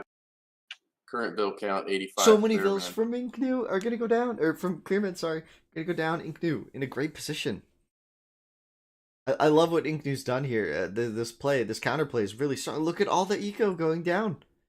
Such a huge raid, and at the same time, the pressure coming in on the front from ClearMan though. So INKNOO can stall this pressure on the front and get a significant eco lead out of this. Could be huge. ClearMan hasn't really dealt with the raid very well. He's lost a lot of vills for it. His eco's idling quite a bit as we see a massive wave of farmers just migrating inside of Clearman's economy. City to city they go. Oh man, this is tough. Oh, but a huge eco hit coming in from Clearman onto INKNOO. INKNOO in a tough position there for sure. This has become a very messy game. Very messy. Yeah, indeed. Very messy indeed. So guys, if you're tuning in, just a reminder, we are casting off of the Brazilian stream just for now. Looks to be pretty rough. People in the chat calling GG, same name, Iron Steel and Hot Chins all calling GG. You guys think that this push from Clearman is too powerful? If he gets in onto this wood line, I certainly agree. If he gets through this hole, INKNOO's not calling it though. So many vills going down though for INKNOO. But remember, he got a lot of kills there. I wish they would check the timeline right now. You know what I mean? I mean, Clearman's eco is not clean by any means. Look at it. Timeline looks 75% blue, maybe Okay. 70. I'll call it 70-30 blue favorite. This is a best of 9. They are tied 3-3 in this game 7. So this would be Clearman if he wins this, going 4-3. And then INKNOO has a chance to retaliate on Shang with Highland here. We can, so you guys probably know this, but we're just casting off the Brazilian stream. And so we can go take a look at the image, right? So next is the Highland with Shang and then Hill Country with Hittite. So still have more games to come, but a reminder, this game is yet to be over. Sorry, we don't have sound because they're casting, it would be in Portuguese, and I don't know if that would be very valuable for most of us here. I certainly wouldn't get anything out of it. I don't know what they're saying. We could listen, though, if we want. Oh, this is a big hit coming in. You can hear the combat anyway. But yeah, at this point, INKNOO or Clearman has got a fully functioning economy. All the vills are doing what they're supposed to be doing. And this pressure that you're watching here is just, and it's just enormous on top of INKNOO. He's really holding on here, trying desperately, but he's on top of the ranges. We saw it enough in Assyria and Ashes. We saw it enough in our tournaments. You get on top of the production like this, there's almost no way out of this. You have to rebuild, and the cost of rebuilding just slows everything down. And there's the GG from INKNOO. All right, Rom, can you quickly set up a new one here? Hopefully we can get this going. So yeah, thank you to the Portuguese team here. Thank you.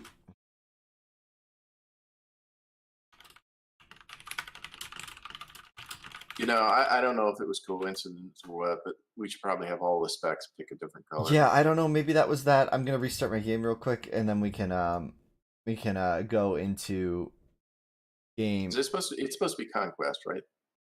No, we didn't. No, Standard? I don't think so.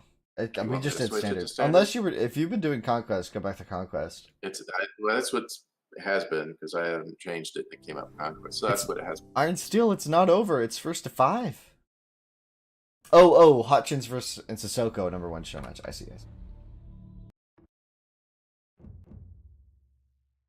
All right, as let me fix up the scoreboard, and we are back in it, guys. Fear not. See, this map is highlighted. Yep, Highland with Shang. Okay, that was a shame, guys, but we're back. We're back here, guys. I do apologize for that brief change in scenery.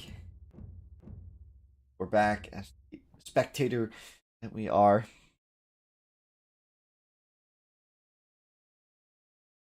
For spectator, just double check everything for me if you would, Winston. What did you say? Just double check sets. Everything looked good. Yeah, everything's good on my end. Start the game already. We're off.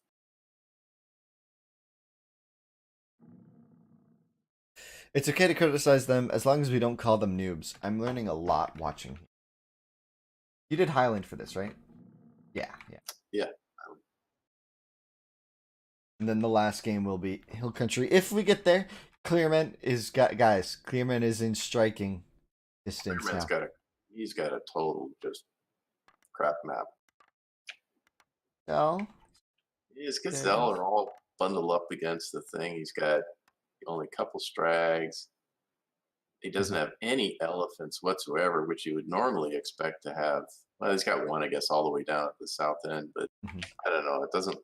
Doesn't look exciting to me. Well, The remember, other one this doesn't look isn't that good either. this isn't no rule though. So it's like these food sources further out on the map, you just Well, go. that's true. You That's just true. go. Like you're Yeah. not gonna get Yeah. rushed. You're not Yeah. there's no scouts at 10 minutes. Like the fastest you're gonna get army at your base in this game is like what, like 14 minutes, maybe 13 if they do a fast cavalry, right? Like the odds of him not being able to get these gazelle before bronze is so low. Um, interesting. So let's consider this. Clearman, you're saying that his map is significantly worse. So if he loses and we go to game 9, how insane would that be? How insane would that be? So you guys have seen the maps. Once we're past 3 minutes, I'm actually gonna run a quick poll because I'm curious as to what you guys think. Looking at it, I don't like his map, but INKNOO's isn't that much better. I think it's slightly better, but he also doesn't have convenient LEs. He's Yeah. got the one gazelle patch, so it's a marginally better map, I think. So I don't think that as long as no restarts because we passed the time. And Clearman got the elephant, or he's working on it. So I I guess I didn't should think say he would find that, but he went all the way to the edge and he found him. Mm-hmm. So, Nugi, going into this, to answer your question there, going into this, the tournament was $50, or the show match was $50, but it looks like the players or our sponsors agreed to double it, and then distribute the prize pool evenly. So I believe each player is going to be getting $50, if that's the understanding that I'm getting correctly, which is very exciting. I think that's great. I think that's great to see. That way, both players kind of come out of this. They're both putting on a great show. It's been several hours now for them, so it's great to see them getting rewarded for their time and effort here. And they've been great. I mean, good sportsmanship. Great sportsmanship, yeah. It's been a very entertaining morning. Well, afternoon, evening, depending where you are. Mm-hmm. Yeah, I don't know where you're at. I mean, for Clearman, this is getting kind of late at night. I remember we bumped the show match timing up a bit because I think he had to wake up at like 4 a.m. today. So he's being a great sport today. In staying up really late at night in Vietnam to play this tournament or play this show match for us. So I'm really happy that our players have that our sponsors have doubled the prize pool and distributed it evenly. I think that's great. 50 each is just so nice to see these players get, especially because they really are putting on a great show for this whole community, and I think we can all be appreciative towards what they're doing, right? You know, not everybody wants to play on the stage, as some might say. Because, you know, just as soon as you know that someone is watching you, it's tough, you know. It adds this element. It adds an element that a lot of people forget about, just that nervousness, the anxiety maybe behind it. The nerves can get to you. They can really affect your gameplay. And so I'd be interested in seeing if these guys playing would if these guys would play off stream, what their score would be. You know, I wonder how much that would affect it. It's not something I really consider a lot in the tournaments. It's just something you just expect players to be dealing with at all times and expect them to understand. But you know, with some of these newer players who are less used to being like in the limelight, right? It can be tough. It can be tough. Oh, and this isn't Sumerian, man. This elephant. Oh, the lion killing the villager. And now that elephant is gonna march home, and it's at 13 HP. He shot it so many times. This elephant going home is so bad for INKNOO here. It's still pullable. It's still pullable. 13 HP, dude. It requires a focus, because it means you have to stop the bill as opposed to hit. You have to stay within his luring range the whole way. Mm-hmm. And there's a good chance that you're gonna end up killing that guy. So, but it's possible. Oh, guys, I did just hit another emote, so I think I can get up to 3 emotes for subs now.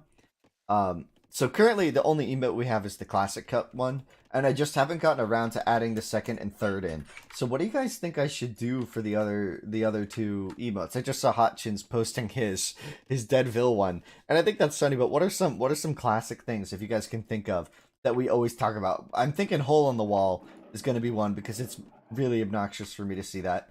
I like the Deadville idea. I might use that, not gonna lie, but we'll see. We'll see.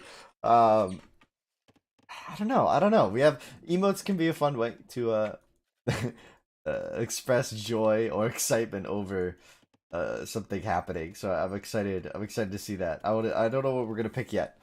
Give me ideas, guys. Give me ideas for the emotes. But if they're going to be from the game here, when the chariots fall apart, it's kind of like a train. The wheels fall off and it lays there. It could be interesting for a certain Yeah. for certain use. But I think for our casting, we see the holes in the wall all the time, man. We see the holes in the wall all the time. Yes. Right? Yeah, we get to examine them up close and personal. Where these guys are trying to, I got elephant. For example, you might have been doing walls when all of a sudden a lion jumps in on your elephant lure. Oh, gazelle stuck in the wall. A double lion standing over a Deadville. There are so many options. Okay, I have ideas now. Okay, we're good. Good. It's all nature related. A conga line of Crocs. I mean, come on. We got Solings. So many ideas. So many ideas now. As you do see the market coming down for Clearman now. Do we see any other buildings here? Probably.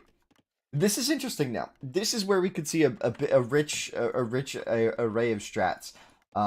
Because remember, this isn't a chariot war. This is just a bronze war, and Shang has a very diverse bronze roster. So they could go compy, they could go chariots, archers, they could go melee chariots, they could go cavalry, they could go camel, and it's kind of like a pick and choose, right? It's like what do you think your opponent's gonna do? Opening with camels on this map can be a good surprise, but if your opponent goes compy, right, there's all sorts of nuances towards the bronze play for Shang. And Babylonian too, in any of those civs that kind of get everything. So right now we have identical tool times, but at 25 to 20, 29 to 25 eco advantage Clearman. I mean, it's almost 20%. Yeah, two-ville advantage here, and the ecos or the times were identical, right? But with 2 vills extra for Clearman, so we'll be seeing. We do see the range coming up for INKNOO. Is he on gold though? If we see gold, that's a clear indicator of compy, but it doesn't look like we're gonna see gold out of either player yet. Where's Clearman building? Oh, he's building his ranges in the middle. I see it. Took me a minute to find that.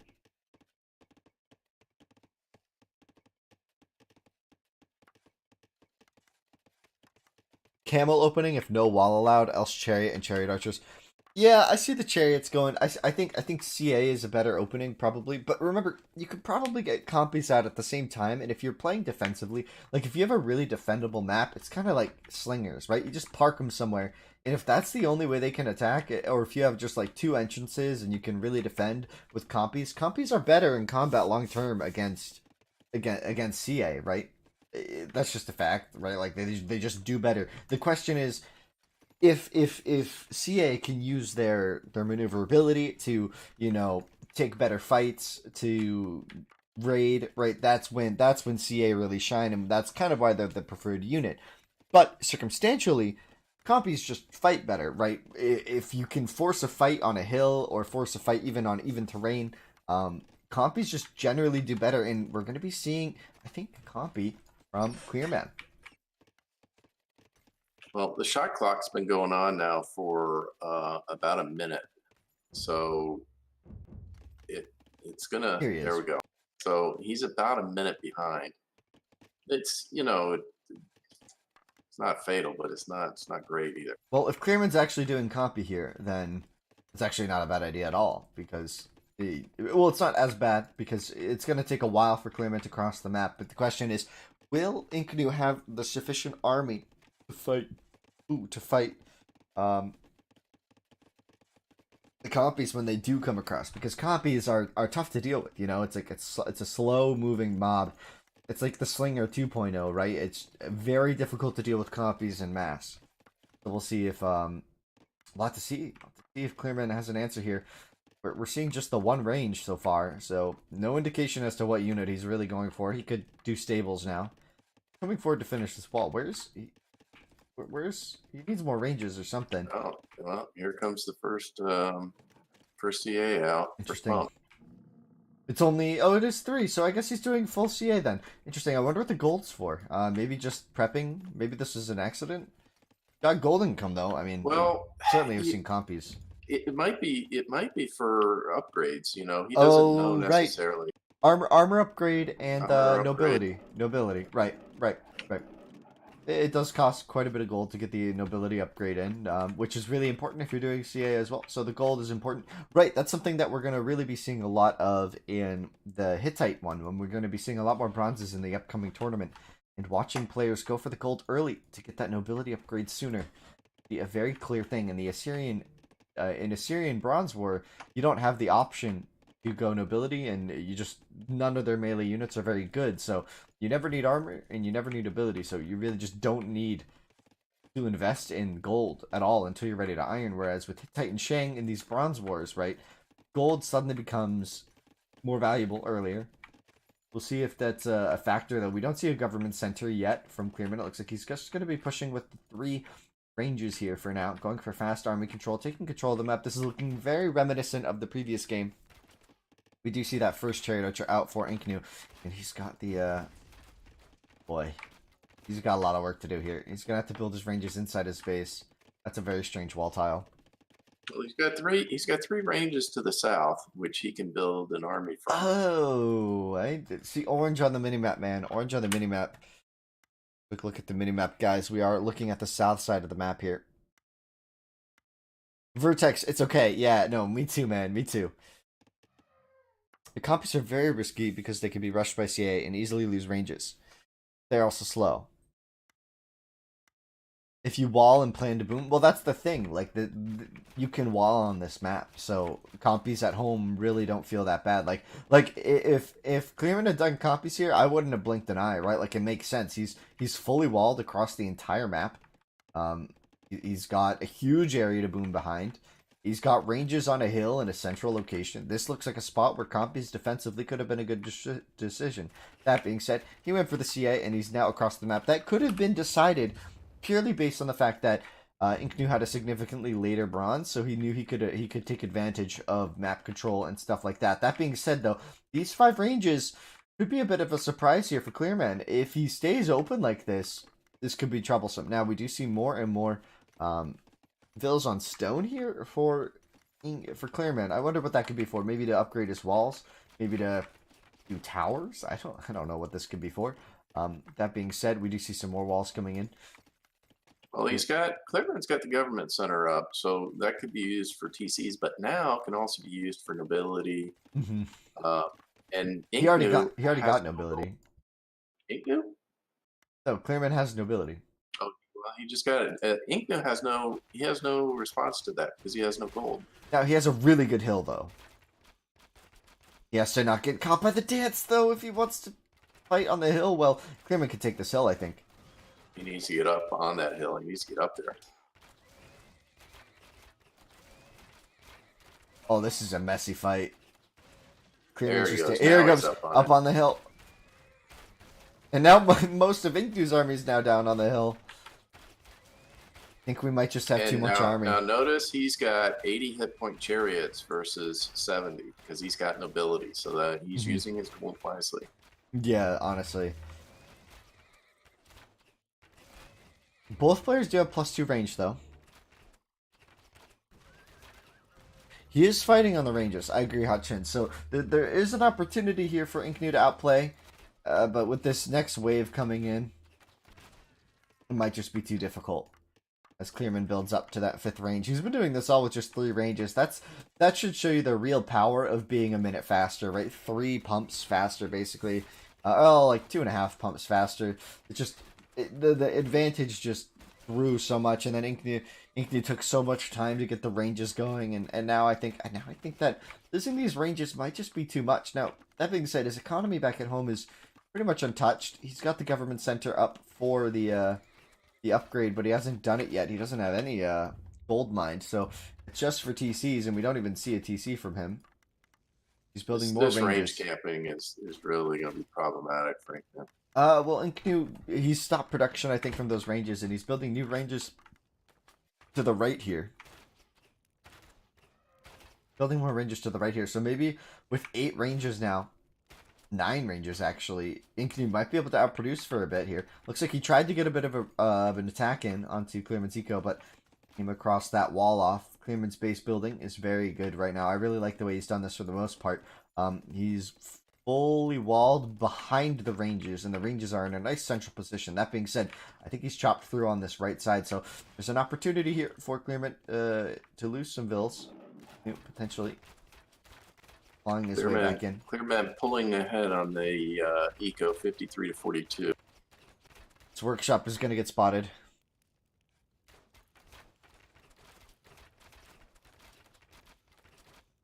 Oh, man. Well, if CLEARMAN is used to D3KT, he certainly has been able to adjust to this mode because he's taking full advantage of all the things that are available to him. Yeah, CLEARMAN's playing very well on this setting. Got a lot of gold income too, so we could be seeing an iron if he keeps stockpiling food.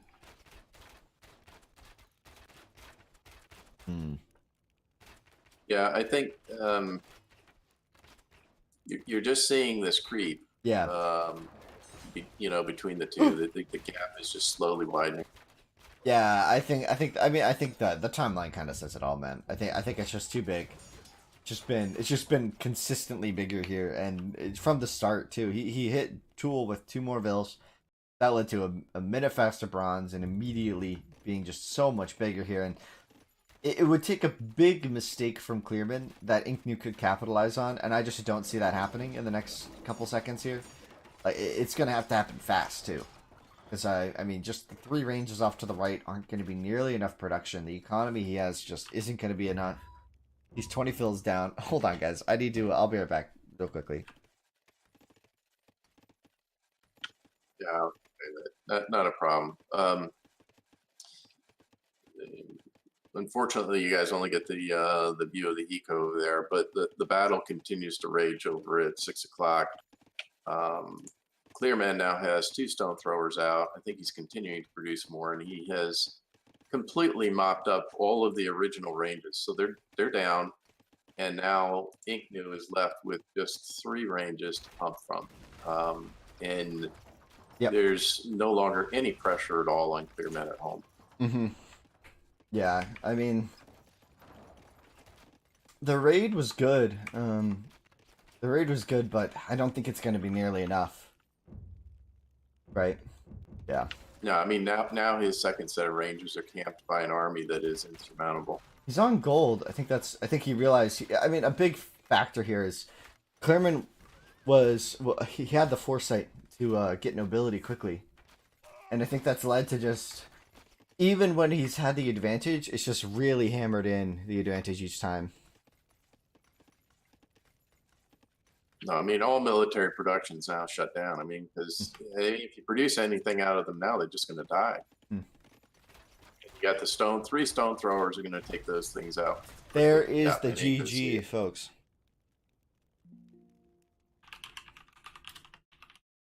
So it played out like I think a lot of the spectators thought, that once you head into the last 3 games here, it's a set that CLEARMAN is probably more familiar